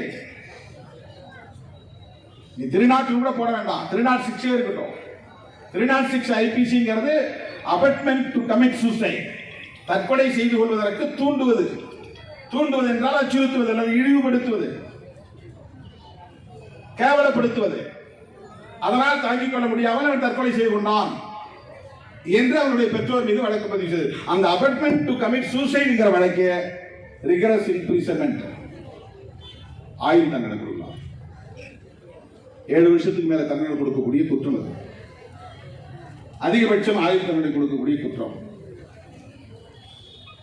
more than 7 years rigorous imprisonment, RI என்று சொல்வார். அது மிகவும் கொடிய குற்றம். அப்ப abetment to commit suicide என்கிறது சாதாரணமான வழக்கு கிடையாது. ஏன் நீ கைது செய்யற? உடனடியாக ஏன் கைது செய்யவில்லை? யாரை காப்பாற்றுவதற்காக இந்த மெத்தனம்? எந்த அடிப்படையிலே காவல்துறை அதில் மெத்தனம் காட்டியது? இந்த நிலையில்தான் என்னை வந்து அமுலுவை சார்ந்த உறவினர்களும் குறிப்பாக நமது கட்சியை சார்ந்த தோழர்களும் இப்படி ஒரு சம்பவம் நடந்திருக்கிறது, இதுவரையில் யாரையுமே கைது செய்யவில்லை என்று சொன்னதும் நான் அதிகாரிகளை தொடர்பு கொண்டு தகவலை சொன்னதோடு மட்டுமில்லாமல் உடனடியாக ஆர்ப்பாட்டத்தை அறிவியுங்கள், நான் திருவள்ளூருக்கு வருகிறேன் என்ற அறிவிப்பை செய்தேன். விடுதலை சிறுத்தைகள் கட்சி என்ற ஒரு இயக்கம் வந்த பிறகுதான் இந்த வன்கொடுமைகளுக்கு எதிராக மக்களை திரட்டி போராடுகிற போராட்ட களங்கள் அமைந்தன. வெறும் மனு கொடுக்கிறதோட நின்றாது. தமிழ்நாடு முழுக்க 18 வருஷத்துக்கு முன்னாடி கடலூர் மாவட்டத்தில் நடந்த அந்த சம்பவத்தை தான் மூடி மறைக்க பார்த்தாங்க. சில வழிபோக்கர்கள் இன்றைக்கு நம் மீது பொறாமையால் நம் வளர்ச்சியை பொறுத்துக் கொள்ள முடியாத காரணத்தால் அவதூறுகளை அள்ளி இறைக்கிறார்கள். அது அப்பட்டமான பொய், அவதூறு. கண்ணகியும் முருகேசனும் ஒருவர் அண்ணாமலை பல்கலைக்கழகத்தில் படிக்கிற காலத்திலே அறிமுகமானதில் இருந்து மனதார நேசித்திருக்கிறார்கள். எதிர்ப்பு இருந்த நிலையிலும் கூட முருகேசன் கண்ணகியை கைவிடவில்லை, காதலித்தவளை கைவிடக் கூடாது என்று அவனும் அது போல ஒரு பதிவு திருமணம் செய்து கொண்டான். வெளியூரிலே போய் தங்கினான். அவனை தேடி பார்த்திருக்கிறார்கள், முடியவில்லை. உள்ளூரை சார்ந்த முருகேசனின் தந்தையை, அவனுடைய சித்தப்பா பெரியப்பா போன்ற உடன் பிறந்தவர்களை எல்லாம், உற்றார் உறவினர்களை எல்லாம் அந்த முருகேசனின் கண்ணகியின் உறவினர்கள், வன்னியர் சமூகத்தை சார்ந்தவர்கள் அச்சுறுத்தி இருக்கிறார்கள். கொண்டு வந்து ஒப்படைக்கணும், இல்லைன்னா நடக்கிறதே வேற. அந்த காலகட்டத்தில் முருகேசன் அவனுடைய உறவினர்கள் இருக்கிற ஊருக்கு வந்திருக்கிறான். கள்ளக்குறிச்சி பக்கம் எங்கேயோ ஒரு இடத்துல சங்கராபுரத்துக்கு அப்பால் எங்கோ பதுங்கி இருந்திருக்கிறான். வண்ணாங்குடிக்காடு என்கிற ஒரு கிராமத்திற்கு அவன் வந்திருக்கிறான். அங்கே பார்த்தவனுடைய சித்தப்பா கண்டுபிடித்து அவனை கையோடு பிடித்துக் கொண்டு புதுக்கூரைப்பேட்டைக்கு அழைச்சி போயிடுறான். அவெல்லாம் அந்த பிள்ளையை காப்பாற்றி ஓடி போயிருப்பாங்க, நிற்காத, பார்த்தாங்கன்னா அவனை பிடிச்சி கொண்டுடுவாங்க என்று அவனை எங்காவது ஓட சொல்லி இருக்க வேண்டும், தப்பிக்க சொல்லி இருக்க வேண்டும். ஆனால் முருகேசனுடைய சித்தப்பா ஐயாசாமி என்கிறால் அவனை பிடித்துக் கொண்டு புதுக்கோரைப்பேட்டைக்கு வந்து கண்ணகியின் குடும்பத்தினரிடம் ஒப்படைத்து விடுகிறார். அதான் அங்கதான் சதுக்களே நிகழ்வு. தப்பித்து ஓடியவனை காப்பாற்றுவதற்கு முயற்சிக்காமல் கையோடு பிடித்து வந்து அந்த குடும்பத்தினரிடம் ஒப்படைத்ததால் அவனை கட்டி வைத்து அடித்து சித்திரவதை செய்து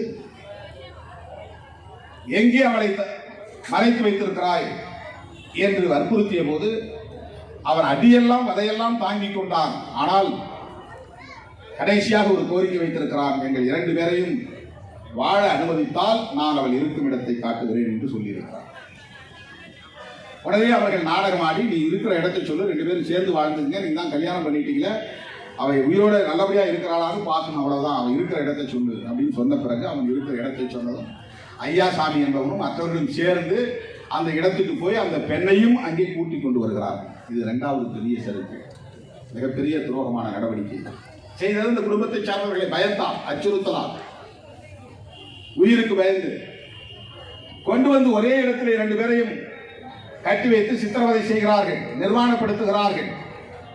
இவனை மட்டும் பிரித்து அவனை கொல்லுவதற்கு முயற்சித்த போது கண்ணகி சொல்லியிருக்கிறான், என்னையும் சேர்த்து கொண்டு விடுங்கள், நான் தனித்து வாழ மாட்டேன், அவன் இல்லாமல் வாழ மாட்டேன் என்று சொன்னதும் ஆத்திரத்திலே அவளுக்கும் இவனுக்கும் சேர்ந்து கட்டாயப்படுத்தி நுவக்ரான் என்கிற பாய்சனை ஊற்றி அவர்களே குடித்து செத்து விட்டதை போல ஒரு நாடகத்தை ஆடுவதற்காக முயற்சித்தார்கள். வாயில பாய்சன் ஊற்றப்பட்டது. 100 பேர் நின்று வேடிக்கை பார்த்துக் கொண்டிருக்கிற போது நடந்த கொடூரம் அது. வாயிலை நுரைத்தல்ல அவர்கள் கீழே விழுந்து எழுந்து நடமாட முடியாத அளவுக்கு முடங்கி போன சூழலில் குற்றுயிரும் குலையுயிருமாக கிடைக்கிற நேரத்தில் 2 பேரையும் கட்டையிலே ஏற்றி கொளுத்தி விடுகிறார்கள். முழுதாக இறந்து விடவில்லை. இதுதான் நடந்தது. அப்போது 2 பேரையும் ஒரே கட்டையை வைத்து வேக வைக்க கூடாது என்று கண்ணகியை தனியாகவும் முருகேசனை தனியாகவும் அந்த இடத்தில் கூட எரிக்கிற போது சாதி பார்த்து தனித்தனியாக எரித்திருக்கிறார்கள். எரித்து முடித்த பிறகு அந்த முருகேசன் குடும்பத்தை, கண்ணகி குடும்பத்தை சார்ந்தவர்கள் முருகேசன் குடும்பத்தினரிடம் உன் பிள்ளையும் போச்சு, என் பிள்ளையும் போயிடுச்சு, இதை தற்கொலை சொல்லிட்டு பாய்சன் குடிச்சு செத்துட்டாங்கன்னு சொல்லிடுவோம், கேஸ் கொடுக்காதீங்கன்னு அவங்களை மிரட்டி சமரசப்படுத்துவதற்கு முயற்சித்தார்கள். இதுதான் நடந்தது. அந்த தகவல் எனக்கு தொலைபேசி மூலமாக கிடைத்தது. கடலூர் மாவட்ட செயலாளர், அன்றைய அமைப்பாளர் கருப்புசாமி என்கிற கதிர்வாணன், மற்ற தோழர்கள் என்னை தொடர்பு கொண்டு சொன்னார்கள், உடனே நான் என்ன சொன்னேன் என்றால், அவர்களுக்கு தைரியப்படுத்த வேண்டும், அவர்களுக்கு கவுன்சிலிங் கொடுக்க வேண்டும். அவர்கள் பயத்திலே அப்படி அவர்களுக்கு சாதி வெறிகளுக்கு துணை போகக்கூடாது, அவர்களை அழைத்து வாருங்கள் என்று நான் சொன்னேன். அவ்வளவுதான் நடந்தது. அழைத்து வந்தார்கள். 16 சின்ன யாத்திரை என்கிற இடத்தில் என்னுடைய அலுவலகம் இருந்தது. அப்போது நான் மங்களூர் தொகுதியில் சட்டமன்ற உறுப்பினர். பிரஸ் மீட் வைத்தேன். பத்திரிகையாளர்கள் எல்லாம் திரண்டு விட்டார்கள். பத்திரிகையாளர்கள் வந்ததும் முருகேசன் தரப்பை சார்ந்த சாமி கண்ணு, ஐயா சாமி எல்லோரும் விலகிவிட்டார். யாரும் வந்து மீடியா முன்னால் நிற்கல. நான் மட்டும்தான் பிரஸ் மீட்டை சந்திச்சு சொன்னேன், இவர்கள் தடயத்தை கலைக்கிறார்கள், சாதி வெறியர்கள் இதை தற்கொலை என மூடி மறைக்க முயற்சிக்கிறார்கள், முருகேசன் குடும்பத்தை அச்சுறுத்துகிறார்கள். எனவே இந்த வழக்கை உள்ளூர் போலீஸ் விசாரிக்க கூடாது, சிபிஐ தான் விசாரிக்க வேண்டும், சிபிஐயிடம் இதை ஒப்படைக்க வேண்டும். அதை வெளிச்சத்துக்கு கொண்டு வந்ததே விடுதலை சிறுத்தைகள் கட்சி, திருமாவளவன். அன்னைக்கு நான் மட்டும் தடுக்கலன்னு சொன்னா, அதை வெளிச்சத்துக்கு கொண்டு வரலன்னு சொன்னா, மீடியாவில் சொல்லலன்னு சொன்னா, சாதி வெறியர்களின் அந்த சதி திட்டத்திற்கு வழக்கம் போல அந்த ஊர் போலீஸ், நீங்க திருவள்ளூர் போலீஸ் திட்டினீங்க இல்லையா, அந்த ஊர் போலீஸும் அப்படித்தான். அவன் எல்லாம் ஒன்னா சேர்ந்து என்ன பண்ணான்னா, ஆனது ஆயிப்போச்சு, எல்லாம் நீங்க சமரசம் ஆயிருங்க. முருகேசன் குடும்பத்தை சார்ந்தவர்களை அச்சுறுத்தினார்கள். போலீஸ் அச்சுறுத்தியது. விடுதலை சிறுத்தைகள் தலையிடாமல் இருந்திருந்தால், திருமாவளவன் பிரஸ் மீட் போடாமல் இருந்திருந்தால், அதை வெளிச்சத்திற்கு கொண்டு வராமல் இருந்திருந்தால், அந்த வழக்கை அவர்கள் தற்கொலை என்றே மூடி மறைத்திருப்பார்கள். இவர்களை அச்சுறுத்தியே சமரசத்திற்கு ஒப்புதல் பெற்றிருப்பார்கள். அதை உடைத்து அதை கொலை வழக்காக மாற்ற வைத்தது, சிபிஐ விசாரணைக்கு உந்தி தள்ளியது விடுதலை சிறுத்தைகள் கட்சி. 18 ஆண்டுகளுக்கு முன்பு ஒருத்தர் வழக்கு நடத்தினாரு. அந்த வழக்கு வெற்றி பெற்றிருக்கிறது. யார் நடத்தினாலும் அந்த வழக்கு வெற்றி பெறும். அவ்வளவு உறுதியான ஒரு வழக்கு, அதை அது மூடி மறைக்க முடியாது. அவருக்கு சேரக்கூடிய புகழை நாம் தட்டி பறிக்கிறோம் என்கிற பதட்டத்தில் அபாண்டமான பழியை நம் மீது போகிறோம். திருமாவளவன் எந்த காலத்திலாவது இந்த மாதிரியான கொடுமைகளில் எந்த இடத்திலாவது சமரசமானது உண்டா? யாராவது ஒருவர் சார்ந்து காட்டட்டும். காவல்துறையினரும் சரி, அவங்க நல்ல நட்பு உண்டு காவல்துறையோட. அவர்களுக்கு டியூ ரெஸ்பெக்ட், உரிய மரியாதை தர வேண்டியது நம்முடைய பொறுப்பு. அவர்களுக்கு உரிய சூழலில் கோஆபரேட், ஒத்துழைக்க வேண்டியது நம்முடைய கடமை. சட்டம் ஒழுங்கை பாதுகாப்பதற்கு நாம் ஒத்துழைக்க வேண்டும் என்பதில் எனக்கு ஒரு தெளிவு உண்டு, ஒரு கிளாரிட்டி உண்டு. சட்டத்துக்கு புறம்பா நான் சட்டம் ஒழுங்கை உருவாக்கி, வன்முறையை உருவாக்கி, அதுல விளம்பரம் தேடக்கூடிய அற்ப பிறவி அல்ல திருமாவளவன். முடிந்தவரையில் சட்டம் ஒழுங்கை பாதுகாப்பதற்கு காவல்துறையோடு ஒத்துழைப்போம். ஆனால் எந்த நிலையிலும் பாதிக்கப்பட்டவர்களுக்கு அநீதி இழைப்பதற்கு நாங்கள் உடன்பட மாட்டோம். இதுவரை உடன்பட்டதில்லை. விடுதலை சிறுத்தைகள் வந்த பிறகுதான் வன்கொடுமைகளை எதிர்த்து எண்ணற்ற பல ஆர்ப்பாட்டங்கள், எண்ணற்ற பல போராட்டங்கள், எண்ணற்ற பல பேரணிகள். மேலூரில் நடந்த படுகொலைக்கு சென்னையில் நடந்த பேரணி இந்தியாவை திரும்பி பார்த்தது. தலைப்புச் செய்தி அத்தனை ஏடுகளிலும். வட மாவட்டங்களில் எண்ணற்ற இடங்களில் விடுதலை சிறுத்தைகள் நெருப்பை பற்ற வைத்தார். சென்னகரம்பட்டி படுகொலை வழக்கு நடத்த கொடுத்ததற்காக ஒருவர் அபாண்டமான அவதூறை தனிப்பட்ட முறையிலே அள்ளி இறைக்கிறார். பாவம், வயதானவர். அவர் மீது நமக்கு எந்த காழ்ப்புணர்ச்சியும் இல்லை, மரியாதை உண்டு. நாட்டில் வேறு எந்த இயக்கத்தின் மீதும் அவர் குற்றம் சொல்ல மாட்டார், குறை சொல்ல மாட்டார். அவருடைய பார்வையில் RSS நல்ல இயக்கம், பிஜேபி நல்ல இயக்கம். அவருடைய பார்வையில் எல்லா அரசியல் கட்சிகளும் மிக யோக்கியமாக இயங்குகிற கட்சிகள். ஏனோ திருமாவளவன் கூட இருப்பவர் மட்டும் எத்தனை கார் வச்சிருக்கிறதுன்னு கேட்பாரு. மற்றவங்க எல்லாம் கார் வச்சிருக்கிறத பற்றி அவர் கவலைப்பட மாட்டார். அப்படி ஒரு வழக்கறிஞர். அவர் அபாண்டமான ஒரு பழியை சுமத்துகிறார். எதற்கு இந்த இடத்தில் அதை நான் சொல்லுகிறேன் என்று சொன்னால், அன்றைக்கும் சரி இன்றைக்கும் சரி இந்த அமலு குடும்பத்திற்கு நேர்ந்த அநீதியை தட்டி கேட்பதில் விடுதலை சிறுத்தைகள் உறுதியாக இருக்கிறோம். கம்பாளப்பள்ளியிலே போய் 7 பேரை கொன்ற குடும்பத்தை கண்டித்து பெங்களூரில் பேரணி நடத்திய இயக்கம் விடுதலை சிறுத்தைகள் கட்சி. கயலாஞ்சியில் நடந்த கொடுமையை கண்டித்து சென்னையிலே ஆர்ப்பாட்டம் நடத்திய கட்சி விடுதலை சிறுத்தைகள் கட்சி. சுண்டூர் படுகொலையை அவ்வப்போது நினைவு கூர்ந்து அந்த போராளிகளுக்கு வீர வணக்கம் செலுத்திக் கொண்டிருக்கிற இயக்கம் விடுதலை சிறுத்தைகள் கட்சி. ஆகஸ்ட் 6 சுண்டூர் போராளிகளின் வீர வணக்க நாள்.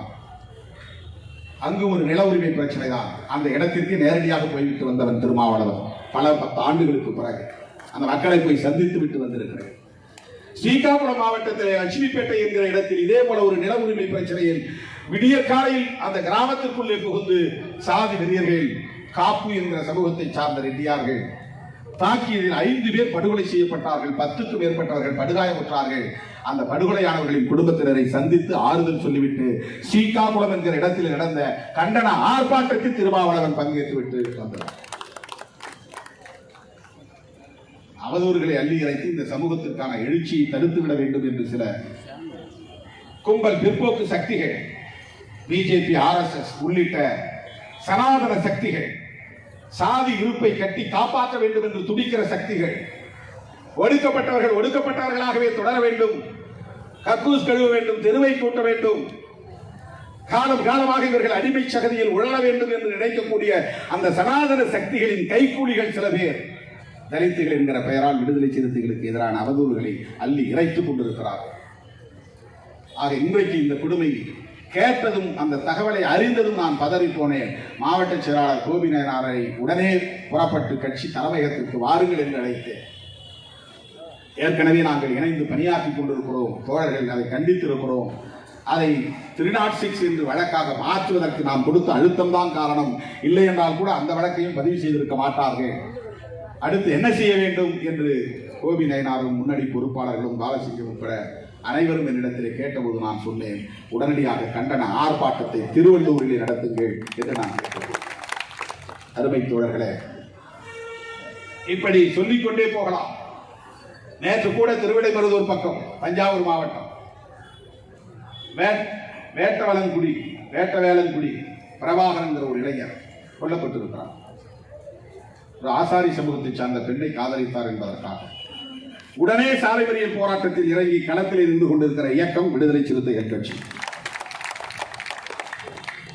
இங்க கொட்டையூர் பக்கத்திலே ஒரு பெண் தற்கொலை செய்து கொண்டிருக்கிறார். ஜெயஸ்ரீ என்கிற பெண் வன்னியர் சமூகத்தை சார்ந்த இளவரசன் என்பவரை காதலித்ததால் அவன் கடைசி நேரத்தில் கைவிட்டு விட்டான். கௌதமனை போல அவன் உறுதியாக இல்லை, திருமணம் செய்து கொள்ள முடியாது என்று மறுதளித்திருக்கிறான். அவன் குடும்பத்தினரின் அச்சுறுத்தலுக்கு இணங்கி இருக்கிறான். பல பேர் அந்த மாதிரி. திவ்யா இளவரசன் பிரச்சனை கூட திவ்யா அந்த குடும்பத்தினரின் அச்சுறுத்தலுக்கு இணங்கவில்லை, பயப்படவில்லை. ஒரு அரசியல் கட்சி அந்த பிரச்சனையை அரசியலாக்குவதற்காக கையெடுத்தது. 7-8 ஆண்டுகளுக்கு பிறகு அவர்கள் 4-5 ஆண்டுகளாக காதலித்தார்கள். அந்த ஊருக்கே தெரியும், வட்டாரத்திற்கே தெரியும். நாம் இது போன்ற திருமணங்களை எங்கும் ஊக்கப்படுத்தியதில்லை. ஆனால் ஆணவ படுகொலை நடக்கிற போது வேடிக்கை பார்க்க முடியாது. ஆணவ கொலை தடுப்பு சட்டத்தை இயற்ற வேண்டும் என்று வலியுறுத்துகிறோம். ஏன் எல்லாத்துக்கும் சட்டம் இயற்றும் போது ஏன் இதுக்கு தனி சட்டம் இல்லை? வன்கொடுமைகள் தடுப்பு சட்டம் வந்திருக்கிறது. மாநில அரசு இயற்ற அதிகாரம் இருக்கிறது என்றாலும் மத்திய அரசு இயற்றி இருக்கிறது. இந்திய ஒன்றிய அரசு வன்கொடுமைகள் தடுப்பு சட்டம். இளைய பெருமாள் அறிக்கையை தொடர்ந்து நாடாளுமன்றத்திலே நிலைக்குழு அதை ஆய்வு செய்து அளித்த அறிக்கையின் அடிப்படையில் 1989 நிறைவேற்றப்பட்ட சட்டம் தான் VP சிங் ஆட்சி காலத்தில் ராம்விலாஸ் பாஸ்வான் அவரோடு நெருக்கமாக இருந்த காலத்தில் நிறைவேற்றப்பட்ட சட்டம் தான் 1989 ஆண்டு வன்கொடுமைகள் தடுப்பு சட்டம், prevention of atrocities act, schedule caste schedule tribes. இன்றைக்கு அமெண்டட் ஆக்ட் இருக்கிறது, பல திருத்தங்கள் இன்றைக்கு வந்திருக்கிறது. 2016 என்று கருதுகிறேன். 2016 திருத்தப்பட்ட சட்டம் வந்திருக்கிறது. இதற்கெல்லாம் சட்டம் இருக்கிற போது ஆணவ கொலை என்பது இந்தியா முழுவதும் நடந்து கொண்டிருக்கிறது. ஆந்திராவில் இன்னொரு ஊர்ல ஒரு பெண்ணை ஒரு பையனை கொண்டுட்டாங்க, குடும்பத்தை சார்ந்தவர்கள். அந்த குடும்பத்துக்கு பார்த்து 1 லட்சம் ரூபாய் நிதி கொடுத்துட்டு வந்தோம் விடுதலை சிறுத்தைகள் கட்சியின் சார்பில்.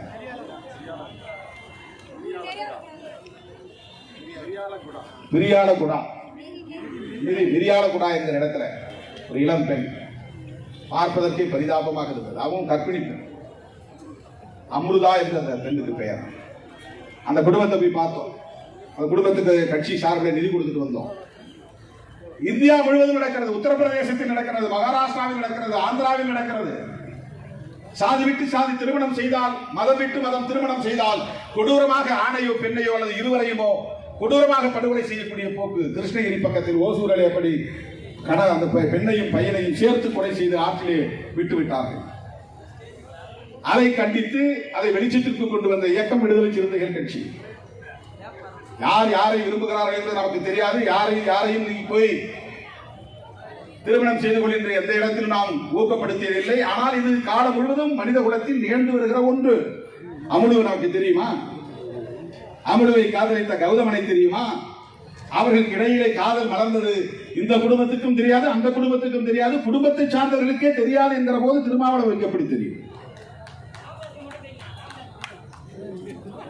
ஆனால் இப்போது எந்த இடத்திலே நாம் தலையிடுகிறோம் என்றால், கௌதமனை அநியாயமாக கொலை செய்திருக்கிறார்கள், அடித்துக் கொண்டு தூக்கிலே மாட்டியிருக்கிறார்கள். இதுதான் எங்களுடைய குற்றச்சாட்டு.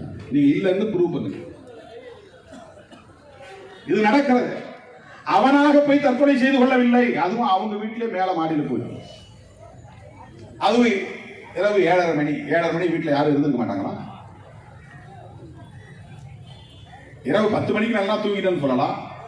விடியற்கால 5 மணிக்கு நடந்ததுன்னா கூட யாரும் எழுந்திருக்கலன்னு சொல்லலாம்.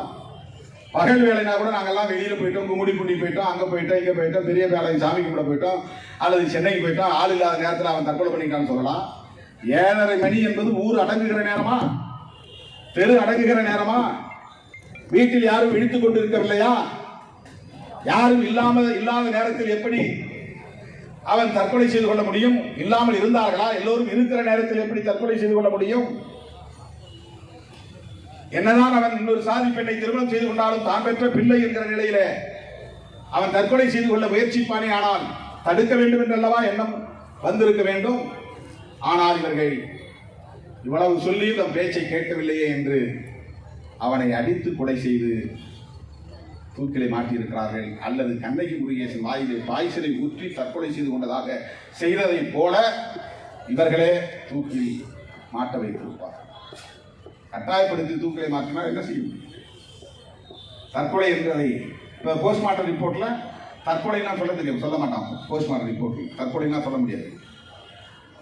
ஸ்ட்ராங்குலேஷன், அதாவது கழுத்தை நெருக்கிச்சு அதனால மூச்சு திணறி இறந்தான். அதில் ஹேங்கிங் பண்ணாக்க அதில் அயாய்டு போன்னு ஒரு போன் இருக்கு, அது உடஞ்சி இருக்கான்னு பார்ப்பாங்க. தானா ஒருத்தர் தூக்கு மாட்டிக்கிட்டான்னா அவனுக்கு மலை ஜலம் வெளியேறும். ஒரு குறிப்பிட்ட நேரத்தில் மலை ஜலம் வெளியேறும், அதை பார்ப்பாங்க. ஆணா இருந்தால் செமன் வெளியாகும்,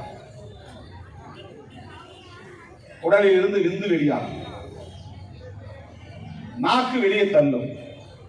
ஏன்னா போராடுவாங்க, நாக்கு வெளியே தள்ளும்.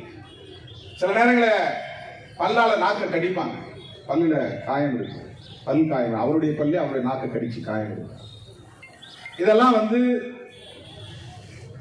தற்கொலை செய்து கொள்கிற போது நிகழக்கூடியது. அடித்து கொன்றாக இதெல்லாம் நடக்காது. அடிச்சு கொன்ன பிறகு அல்லது கழுத்தை பிடிச்சி நெரிச்சு கொன்ன பிறகு தூக்கு மாட்டினா இதெல்லாம் நடக்காது.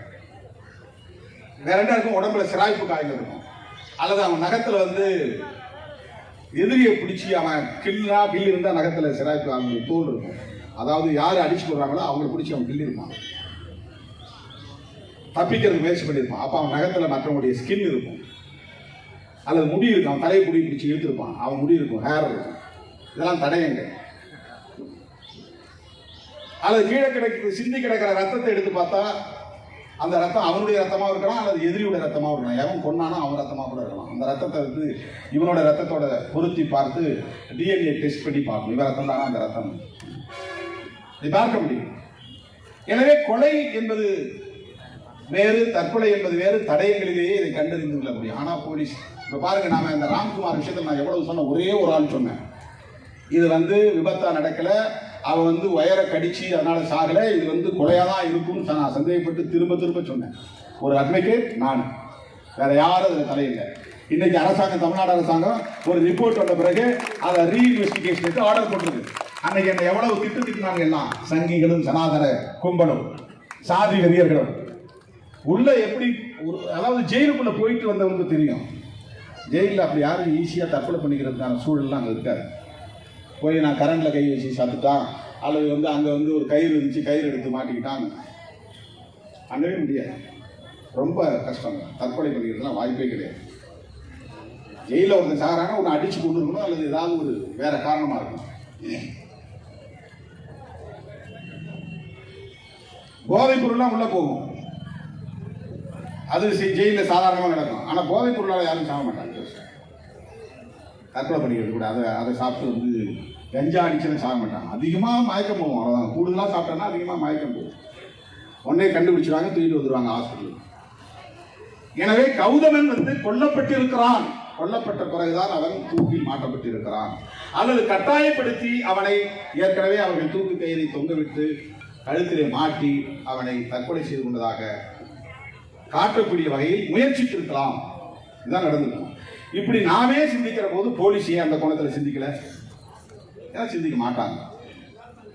பாதிக்கப்பட்டிருப்பது தலித் குடும்பம். அவன் செத்து போயிட்டான். அவங்க குடும்பத்தை சார்ந்தவங்க திட்டமிட்டு அவனை படுகொலை பண்ணிட்டாங்க. எதுக்கு அவங்களை கொண்டு உள்ள போடணும்? அவங்களையும் தண்டிக்கணும். இது பொதுவான பார்வை.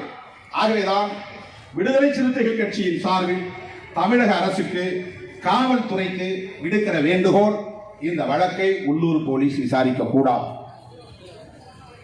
இது என்னுடைய முதல் கோரிக்கை. சிபிசிஐடி விசாரணைக்கு ஒப்படைக்கலாம். ஆனால் சிபிசிஐடியும் நிறைய இந்த மாதிரி கோல்மால் பண்றதுக்கு வாய்ப்பு இருக்கிறது, தில்லுமுள்ளு பண்றதுக்கு வாய்ப்பு இருக்கிறது. அதற்கு பல சான்றுகள் இருக்கின்றன. அதனால ஹைகோர்ட் மானிட்டரிங், உயர்நீதிமன்ற நீதிபதியின் மேற்பார்வையில் சிட்டிங் ஜட்ஜ் அவருடைய மானிட்டரிங், அதுல இந்த வழக்க சிறப்பு புலனாய்வு குழுவிடம் ஒப்படைக்க வேண்டும். அவன் சொல்லட்டும் இது தற்கொலைதான். இதுதான் எங்களுடைய கோரிக்கை.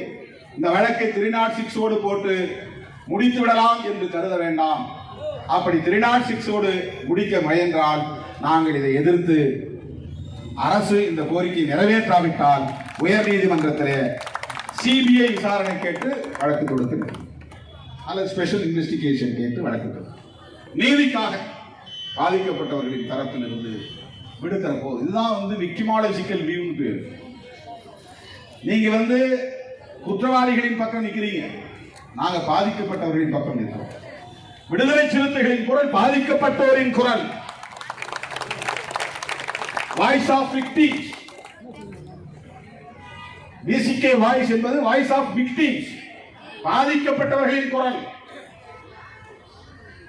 அவங்களுக்கு ஒரு உயிர் இழந்திருக்கிறது கவலையா தான் இருக்கு, வேதனையா தான் இருக்கு. இப்ப அவங்க கைது செய்யப்படுகிற நேரத்தில் ஐயோ, காவல்துறைக்கு பெரும்பாலும் இந்த இறக்கம் இருக்கும். இந்த நல்லா வாழ்ந்தவங்க மட்டும் தாழ்ந்து போயிடக்கூடாதுன்னு நினைப்பாங்க. அவங்க கம்பீரமா இருந்தாங்க, நல்லா இருந்தாங்க. ஒரு சின்ன வழக்கு ஏதோ தவறுதலா கோபத்தில் நடந்து போச்சு, எல்லாத்தையும் இன்னைக்கு உதவி போடணுமா, தேவையில்லாம விசிக்கு போராட்டம் நடத்துறாங்க. திருமாவளவன் இந்த மாதிரி திருவள்ளூர்ல பேசிட்டு போயிருக்கிறாரு அப்படின்னு நம்ம வேற கோபப்படலாம். நாம் நீதிக்காக குரல் கொடுக்கிறோம், பாதிக்கப்பட்டவருக்காக குரல் கொடுக்கிறோம்.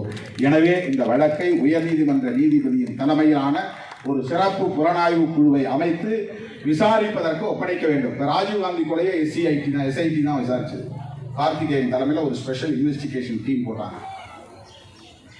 புலனாய்வு நடத்துறதுக்கு ஸ்பெஷல் இன்வெஸ்டிகேஷன் டீம் போடுவது என்பது வாடிக்கையான ஒன்றுதான், வழக்கமான ஒன்றுதான், புதிய கோரிக்கை அல்ல.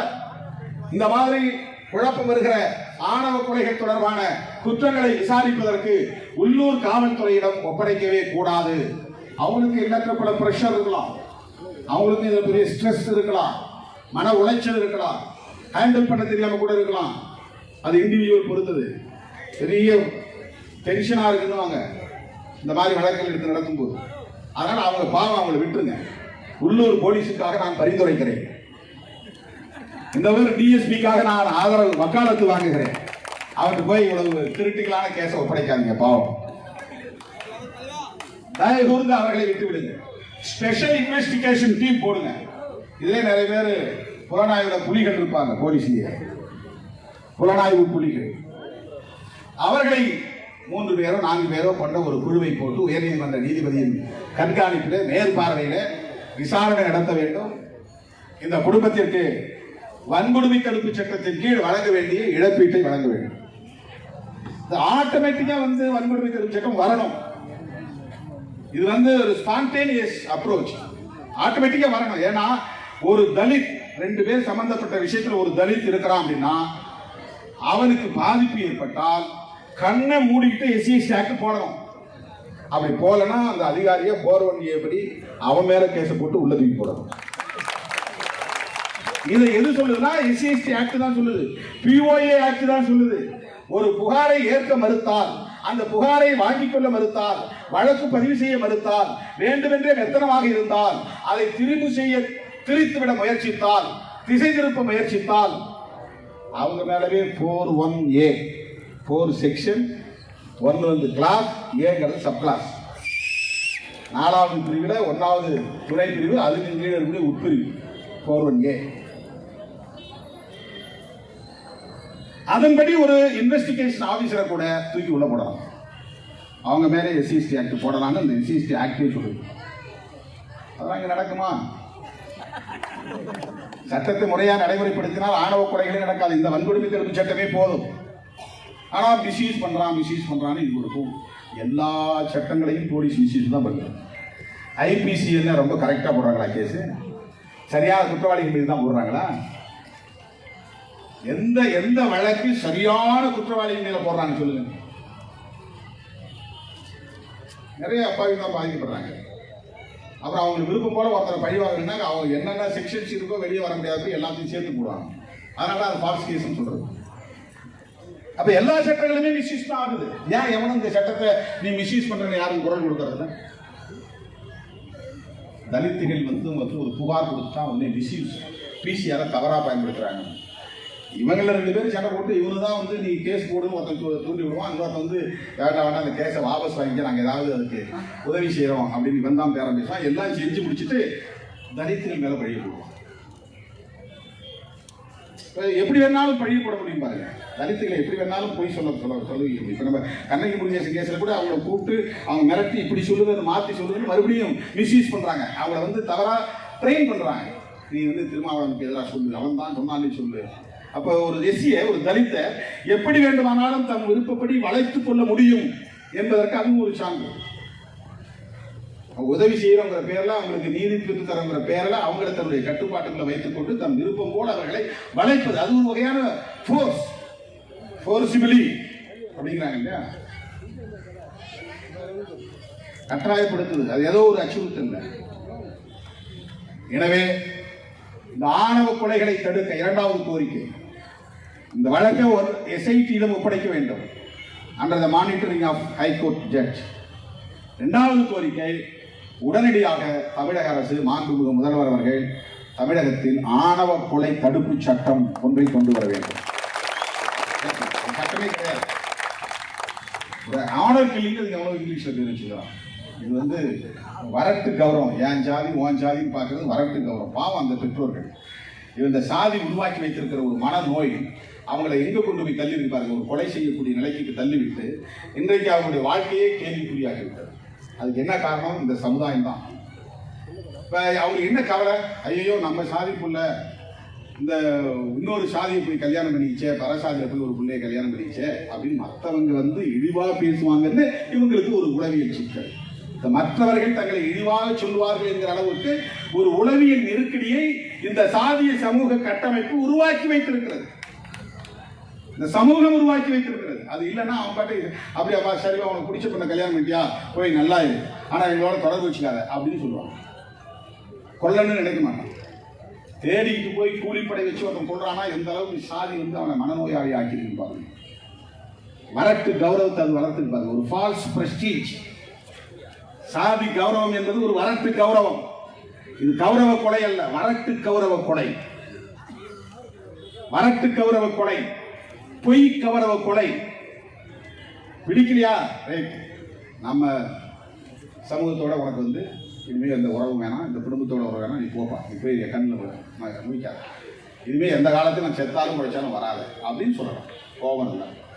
ஆனால் ஆள் வச்சு கூலிப்படை வச்சு 1 கோடி 2 கோடி பணம் கொடுத்து சங்கரை நடு வீதியில் விட்டு கொண்டாங்களே, இன்னைக்கு என்ன ஆச்சு? அவன் பூரா உள்ள போய் கம்பி இருந்தான். அப்ப அவன் வாழ்க்கையை அவன் வந்து சீரழிச்சுக்கலாம். இந்த மனநோய் எப்படியெல்லாம் வந்து அவனை சிந்திக்க விடாம தடுக்கிறது பாருங்க. கௌதமன் வந்து அமுடு என்கிற ஒரு பறையர் சமூகத்தை சார்ந்த பெண்ணை, ஆதிதிராவிட வகுப்பை சார்ந்த பெண்ணை திருமணம் செய்து கொண்டார் என்றால் குடும்பத்திலிருந்து அவனை அந்நியப்படுத்தி வைத்திருப்பதோடு நின்றிருக்கலாம். ஆனால் அவன் உயிரை பறிக்கக்கூடிய அளவுக்கு ஒரு நெருக்கடியை அவர்கள் ஏற்படுத்தினார்கள் என்றால் அவர்களுக்கு ஒரு உளவியல் சிக்கலை இந்த சமூகம் தந்திருக்கிறது. அதனால்தான் இந்த உளவியல் சிக்கலை எல்லாம் போக்குவதற்கு மாமருந்தாக ஒரு சட்டம் தேவைப்படுகிறது. இந்த மாதிரி சட்டம் இருந்தால் கொஞ்சம் கட்டுக்குள்ள வரும், கொஞ்சம் கட்டுக்குள்ள வரும். எனவே ஆணவ கொலை தடுப்பு சட்டம் சொல்ல போனா மத்திய அரசு தான் கொண்டு வரணும். Honour killing, prevention of honour killing act மத்திய அரசு கொண்டு வராது. ஏன்னா அவங்க இதெல்லாம் ஊக்கப்படுத்தக்கூடிய கட்சி பிஜேபி. சாதி விட்டு சாதிலாம் கல்யாணம் பண்ணக்கூடாது, மதம் விட்டு மதம் கல்யாணம் பண்ணக்கூடாது. இதையே ஒரு அரசியலாக்கிட்டான், லவ் ஜிஹாத். அதாவது முஸ்லீம்கள்லாம் வந்து திட்டமிட்டு அவங்க வந்து மற்ற இந்து பெண்களை மயக்கி திருமணம் செய்து அவங்க பாப்புலேஷனை வந்து பெருக்கிறாங்க அப்படின்னு ஒரு அரசியல், ஒரு கான்செப்டை உருவாக்குறாங்க. அதை அப்படியே காப்பி அடிச்சது தான் தமிழ்நாட்டில் ராமதாஸ். அப்படியே அங்க முஸ்லீம், இங்க தலித், இங்க ஒரு கான்செப்டை உருவாக்கி தலித் அல்லாதவர்கள் ஓட்டெல்லாம் வாங்குறதுக்காக தன் மகன் தருமபுரியில் ஜெயிக்கணுங்கிறதுக்காக அவர் கையாண்ட ஒரு ஸ்ட்ராட்டஜி. தலித் வெறுப்பு, அங்க முஸ்லீம் வெறுப்பு. அவன் அங்க வந்து லவ் ஜிஹாத்ங்கிறான், இவர் வந்து நாடக காதல். காப்பியல், இவருடைய ஓன் கான்செப்ட் கூட கிடையாது. அதுல கூட சொந்த புத்தி இல்லை. பிஜேபி புத்தி, ஆர்எஸ்எஸ் புத்தி, சங் பரிவார் புத்தி. அதுக்கு அவன் அங்க பேர் சோசியல் இன்ஜினியரிங் வைக்கிறான், இவரு இங்க சோசியல் இன்ஜினியரிங், ஆங்கிலத்தில் சோசியல் இன்ஜினியரிங். சமூக ரீதியான ஒரு எழுச்சியை உருவாக்குறாங்க, சமூக ரீதியான ஒரு திரட்சி, சாதி அடிப்படையிலான திரட்சி. இந்த மாதிரி கான்செப்ட் ரீதியா பிடரியில் அடி கொடுக்கிற இயக்கம் தான் விடுதலை சிறுத்தைகள் கட்சி. சாதி ஆணவம் பிடித்தவர்களை, மதவெறி பிடித்தவர்களை தோலுரித்து முகத்திரையை கிழித்து அம்பலப்படுத்தி வெளிச்சத்திலே நிறுத்துகிற, குற்றவாளி கொண்டில் நிறுத்துகிற ஆற்றல் பெற்ற ஒரு பேர் இயக்கம் தான் விடுதலை சிறுத்தைகள் கட்சி. ஏதோ சராசரியா இங்க வந்து அம்பேத்கர் வாங்க ஜெய் பீம் ஜெய் புத்தம் போட்டு போற இயக்கம் நினைச்சிட்டு இருக்காங்க விடுதலை சிறுத்தைகள் கட்சி. பருப்பை எடுத்துருவோம். சனாதன சக்திகளுக்கு எச்சரிக்கை விடுக்க கடமைப்பட்டிருக்கிறோம். சனாதன சக்திகளுக்கு எச்சரிக்கை விடுக்க கடமைப்பட்டிருக்கிறோம். மானுசத்து ரீதியாக சொல்லுகிறேன், கருத்தியல் ரீதியாக சொல்லுகிறேன், கோட்பாட்டு ரீதியாக சொல்லுகிறேன். சும்மா வந்து ஏதோ பேசிட்டு போறவங்க எங்களை போய் சராசரியா பேரம் பேசுறவங்க யாரோ ஒரு வழி போக்க. திருமாவளவனை பத்தி தெரியல, விடுதலை சிறுத்தைகளை பத்தி தெரியவில்லை. 30 ஆண்டு காலம் தாக்கு பிடித்து நிற்கிற இயக்கம் இந்த இயக்கம். கடுமையான நெருக்கடிகளை சந்தித்துக் கொண்டிருக்கிற இயக்கம் இந்த இயக்கம். நெருப்பாற்றை நீட்டி கடந்து வந்திருக்கிற இயக்கம் இந்த இயக்கம். ராமதாஸ் பரப்பின அவதூறு இடமா உயிருக்கே உழை வைத்தார் ராமதாஸ். அப்ப கூட நான் ஒண்ணுமே இல்லாம விரும்பியோட தான் போனேன் எல்லா இடங்களும்.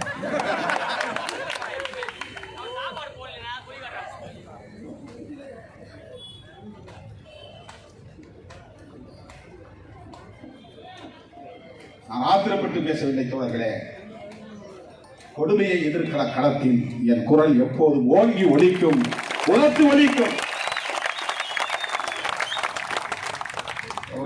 திமுக போலீஸ் போடல, போலீஸ்னாலே அப்புறம் அதுதானே அரசு ஆட்சியில் இருந்து அதுதானே அண்டர்ஸ்டூட் தானே. இந்த அறிவு கூட, அடிப்படை அறிவு கூட இல்லை. திருமாவளவன் இந்த கூட்டணியில் இருந்துகிட்டே கூட்டணியில சிக்கல் எழுந்துறதை பற்றி கூட கவலைப்படாம மக்களுக்காக குரல் கொடுக்கிறாரேன்னு அவங்களுக்கு பாராட்ட மனசு இல்லை. இவ்வளவு துணிச்சலா இவர் ஒரு முடிவு எடுக்கிறாரே அப்படின்னு அவங்க பாராட்ட மனசு இல்லை. போலீஸை கண்டிச்சு போறவரு ஏன் திமுக போலீஸ் கண்டிக்கலங்கிறாங்க. எவ்வளவு குதர்க்கமான, ஏன்னா போலீஸ்னால இப்ப டிஎம்கே கவர்மெண்ட் தானே, ஏடிஎம்கே கவர்மெண்ட் உட்காந்து கவர்மெண்ட் எதுக்குறதுங்கிறது இல்லை. அது ஒரு பியூரோக்ரசின்னு ஒன்று இருக்கு. டெமோக்ரசி மாதிரி பியூரோக்ரசி, அதிகார வர்க்கத்தினுடைய ஆளுமை அப்படிங்கிற ஒன்றை புரிஞ்சுக்க வேண்டிய தேவை இருக்கு. இதெல்லாம் கூப்பிட்டா மேல இருந்து சொன்னாங்க, செக்ரட்டரியேட்ல இருந்தா கூப்பிட்டு சொன்னாங்க, சிஎம் செல்ல இருந்தா கூப்பிட்டு சொன்னாங்க, அமுடு சம்பந்தமான வழக்கில் நீ வந்து அதை 306 போட்டு எந்த காரணத்துக்கு முன்னிட்டு நீ வந்து அவங்க குடும்பத்தை சார்ந்தவங்களை யாரையும் கைது பண்ணாத அப்படின்னு யாராவது செக்ரட்டரியேட்ல இருந்து கூப்பிட்டு சொன்னாங்களா? Police discretionary power. எஸ்பி சொன்னா கூட சில நேரங்களில் டிஎஸ்பி கேட்க மாட்டாங்க. ஏன்னா டிஎஸ்பி தான் ஸ்பாட் ஆஃபீஸர், எஸ்பி மேற்பார்வை தான், சூப்பரண்டெண்டிங் தான். அவர் வந்து இம்ப்ளிமெண்டிங் கிடையாது, சூப்பரண்டெண்டிங். மேற்பார்வை செய்யறதுக்கும் மேஸ்திரிக்கும் கொத்தாலி சித்தாளுக்கும் வித்தியாசம் இருக்குல்ல. கட்டிட வேலை செய்யறது சித்தாள் தான் வேலை செய்வான், சிமெண்ட் சுமப்பான். மேஸ்திரி என்ன பண்ணுவாரு? மேற்பார்வை தான் பண்ணுவார். சித்தாளுக்கு தான் கஷ்டம் தெரியும், சிமெண்ட் சுமக்கிற சித்தாளுக்கு. இன்ஸ்பெக்டருக்கு டிஎஸ்பி தான் ஸ்பாட்ல. இன்னும் சொல்ல போனா எஸ்ஐ போடுற அதிகாரம், எஃப்ஐஆர் போடுற அதிகாரம் எஸ்ஐக்கு தான் இருக்கு. இன்ஸ்பெக்டர் சொன்னா கூட எஸ்ஐ சில நேரங்கள் கேட்க மாட்டாரு, என் இஷ்டம் நான் போடுறேன் பாரு. அதுதான் டிஸ்கிரிஷனரி பவர். சில நேரங்களில் இன்ஸ்பெக்டருக்கு எஸ்ஐக்கும் கூட கான்ட்ரவர்சி வரும், கான்ட்ராடிக்ஷன். அவர் சொல்லுவார் இவங்க மேலே போடு அவங்க மேலே போடு. இல்லைங்க, நான் நேராக போனேன், இன்வெஸ்டிகேஷன் பார்த்தேன், இதுதான் புகார் போடுறேன். ஒரு புகார் போடுறது, புகார் வாங்குற இடத்துல அவர் என்ன விருப்பப்படுறாரோ அப்படிதான் அவர் பேரை பதிவு பண்ணுவார். அப்புறம் இன்வெஸ்டிகேஷன் அத்தாரிட்டி வந்து அவர் இன்ஸ்பெக்டர், டிஎஸ்பி சொன்னா கூட சரி சார் சொல்லிட்டு இவர் இஷ்டப்படி செயல்படுவார். இந்த கான்ட்ராடிக்ஷன்லாம் நிறைய பேருக்கு தெரியாது. ஏன்னா ஒரேடியே மொத்தமாக ஒரு உள்ளூர்ல ஒரு போலீஸ் ஹெட் கான்ஸ்டபிள் தப்பு பண்ணானா உடனே இதுக்கு முதலமைச்சர் தான் காரணம், நேரம் அங்கே போயிடுவோம், இந்த கவர்மெண்ட் தான் காரணம் அப்படின்னு. இடையில எவ்வளவோ இடைவெளி இருக்கிறது, அதிகார மையங்கள் இருக்கின்றன. அந்த அதிகார மையங்களுக்கு ஏற்ப இயங்கக்கூடிய தனி நபர்கள் இருக்கிறார்கள். அவங்களுக்கு இருக்கிற உள்வாங்கின அரசியல் பொறுத்து. சில பேர் அம்பேத்கர் படிச்சிருப்பான், பெரியாரை படிச்சிருப்பான், அவன்கிட்ட வந்து ஒரு சமூக நீதி பார்வை இருக்கும். சில பேருக்கு இன்ஸ்பிரேஷன் சாதி சங்க தலைவர் தான் உள்ள இருப்பான். அதனால அவன் வந்து நம்மகிட்டையும் வணக்கம் வச்சுக்கிட்டு நமக்கு எதிரான வேலைகள்லாம் செய்வான். இதெல்லாம் நடக்கும். எல்லாவற்றையும் கடந்துதான் ஆக வேண்டும், எல்லாவற்றையும் கடந்துதான் ஆக வேண்டும். எனவே அடுத்த கோரிக்கை, மூன்றாவது கோரிக்கை, வன்கொடுமை தடுப்பு சட்டத்தின் கீழ் இந்த வழக்கை பதிவு செய்ய வேண்டும். இது மூணாவது கோரிக்கை. எஸ்சி ஆக்ட் போடல, வன்கொடுமை தடுப்பு சட்டத்தின் கீழ் வழக்கு பதிவு செய்து அமுலுவின் குடும்பத்திற்கு உரிய இழப்பீடு வழங்க வேண்டும், உடனடியாக இழப்பீடு வழங்க. இப்ப கொல்லப்பட்ட வந்து நான் எஸ்சி, போலீஸுக்கு குழப்பம் வரும். கொல்லப்பட்டவன் நான் எஸ்சியா இருந்தாலும், வன்னியர் சமூகத்தை சார்ந்தவனாக இருந்தாலும், அவன் ஒரு தலித் பெண்ணை திருமணம் செய்து கொண்டான் என்பதற்காக கொல்லப்பட்டிருக்கிறான். எனவே இது வன்கொடுமை தடுப்பு சட்டத்தின் கீழ் தான் வரும். வன்கொடுமை தடுப்பு சட்டத்தின் கீழ் வழக்கு பதிவானாலேயே விக்டிமுக்கு நீங்க இழப்பீடு கொடுக்கணும். இதெல்லாம் அவங்க தரமாட்டாங்கிறதால தான் ஆக்டிலே கொண்டு வந்துட்டாங்க. இத்தனை லட்சம் கொடு, உடனே கொடு, எஃப்ஐஆர் போட்டது ஒரு போர்ஷன், சார்ஜ் ஷீட் ஃபைல் பண்ணது ஒரு போர்ஷன். எனவே நமது மூன்றாவது கோரிக்கை, எஸ்சி/எஸ்டி சட்டத்தின்படி, பிஓஏ ஆக்டின் படி இந்த வழக்கை பதிவு செய்து அந்த குடும்பத்திற்கு இழப்பீடு வழங்க வேண்டும். இழப்பீடுங்கிறது வெறும் மானிட்டரி காம்பன்சேஷன் மட்டும் இல்லை, அவங்களுக்கு சட்டப்படி பார்த்தா அந்த குடும்பத்துக்கு நிலம் கொடுக்கணும், அந்த குடும்பத்தை சார்ந்தவர்களுக்கு வேலை வாய்ப்பு கொடுக்கணும். இதெல்லாம் ஆக்டில் வருது, இதெல்லாம் ப்ரிவென்ஷன் ஆஃப் அட்ராசிட்டிஸ் ஆக்ட்ல வருது. இந்த சட்டம் பாராளுமன்றத்தில் இயற்றப்பட்ட சட்டம். தலித் அல்லாதவர்கள் பெரும்பான்மையாக இருக்கக்கூடிய உறுப்பினர்களாக இருக்கக்கூடிய மாநிலங்களவையிலும் மக்களவையிலும் விவாதிக்க பெற்று பெரும்பான்மை அடிப்படையில் நிறைவேற்றப்பட்ட சட்டம். அதுல சொல்றோம் அவங்களுக்கு உழவுக்கு நிலம் கொடுக்கணும். நம்ம யாரும் கேட்கறதே கிடையாது. விக்டிமா இருந்தா இந்த அட்ராசிட்டிஸ் ஆக்ட் பிரகாரம் அவங்களுக்கு நிலம் கொடுக்கணும். 2 ஏக்கர் கொடுக்கணும், 2 ஏக்கருக்கு மேல மினிமம் 2 ஏக்கர். அவங்களுக்கு என்ன படிச்சிருக்கு, அது இந்த மாதிரி வேலை, அது நர்ஸ் படிச்சிருக்கு, வேலை வாய்ப்பு கொடுக்கணும். இதெல்லாம் அந்த ஆக்ட்ல இருக்கு. எனவே மூன்றாவது கோரிக்கை, வன்கொடுமை தடுப்பு சட்டத்தின் கீழ் வழக்கை பதிவு செய்து வேலை வாய்ப்பு உள்ளிட்ட இழப்பீட்டை உடனே வழங்க வேண்டும். குற்றவாளிகள் அனைவரையும் கைது செய்ய வேண்டும். இது 4வது கோரிக்கை. இந்த வழக்கை தாமதப்படுத்தாமல் சிறப்பு நீதிமன்றத்தில் விசாரணை செய்து விரைந்து தீர்ப்பு வழங்க வேண்டும் என்கிற கோரிக்கையை விடுத்து, என்னுடைய ஓரிரு நாள் இடைவெளியில் விடுத்த அழைப்பை ஏற்று ஓடோடி வந்த என் உயிரின் உயிரான விடுதலை குறித்த யாவருக்கும் நெஞ்சார்ந்த நன்றியை தெரிவித்து நிறைவு செய்கிறேன். நன்றி.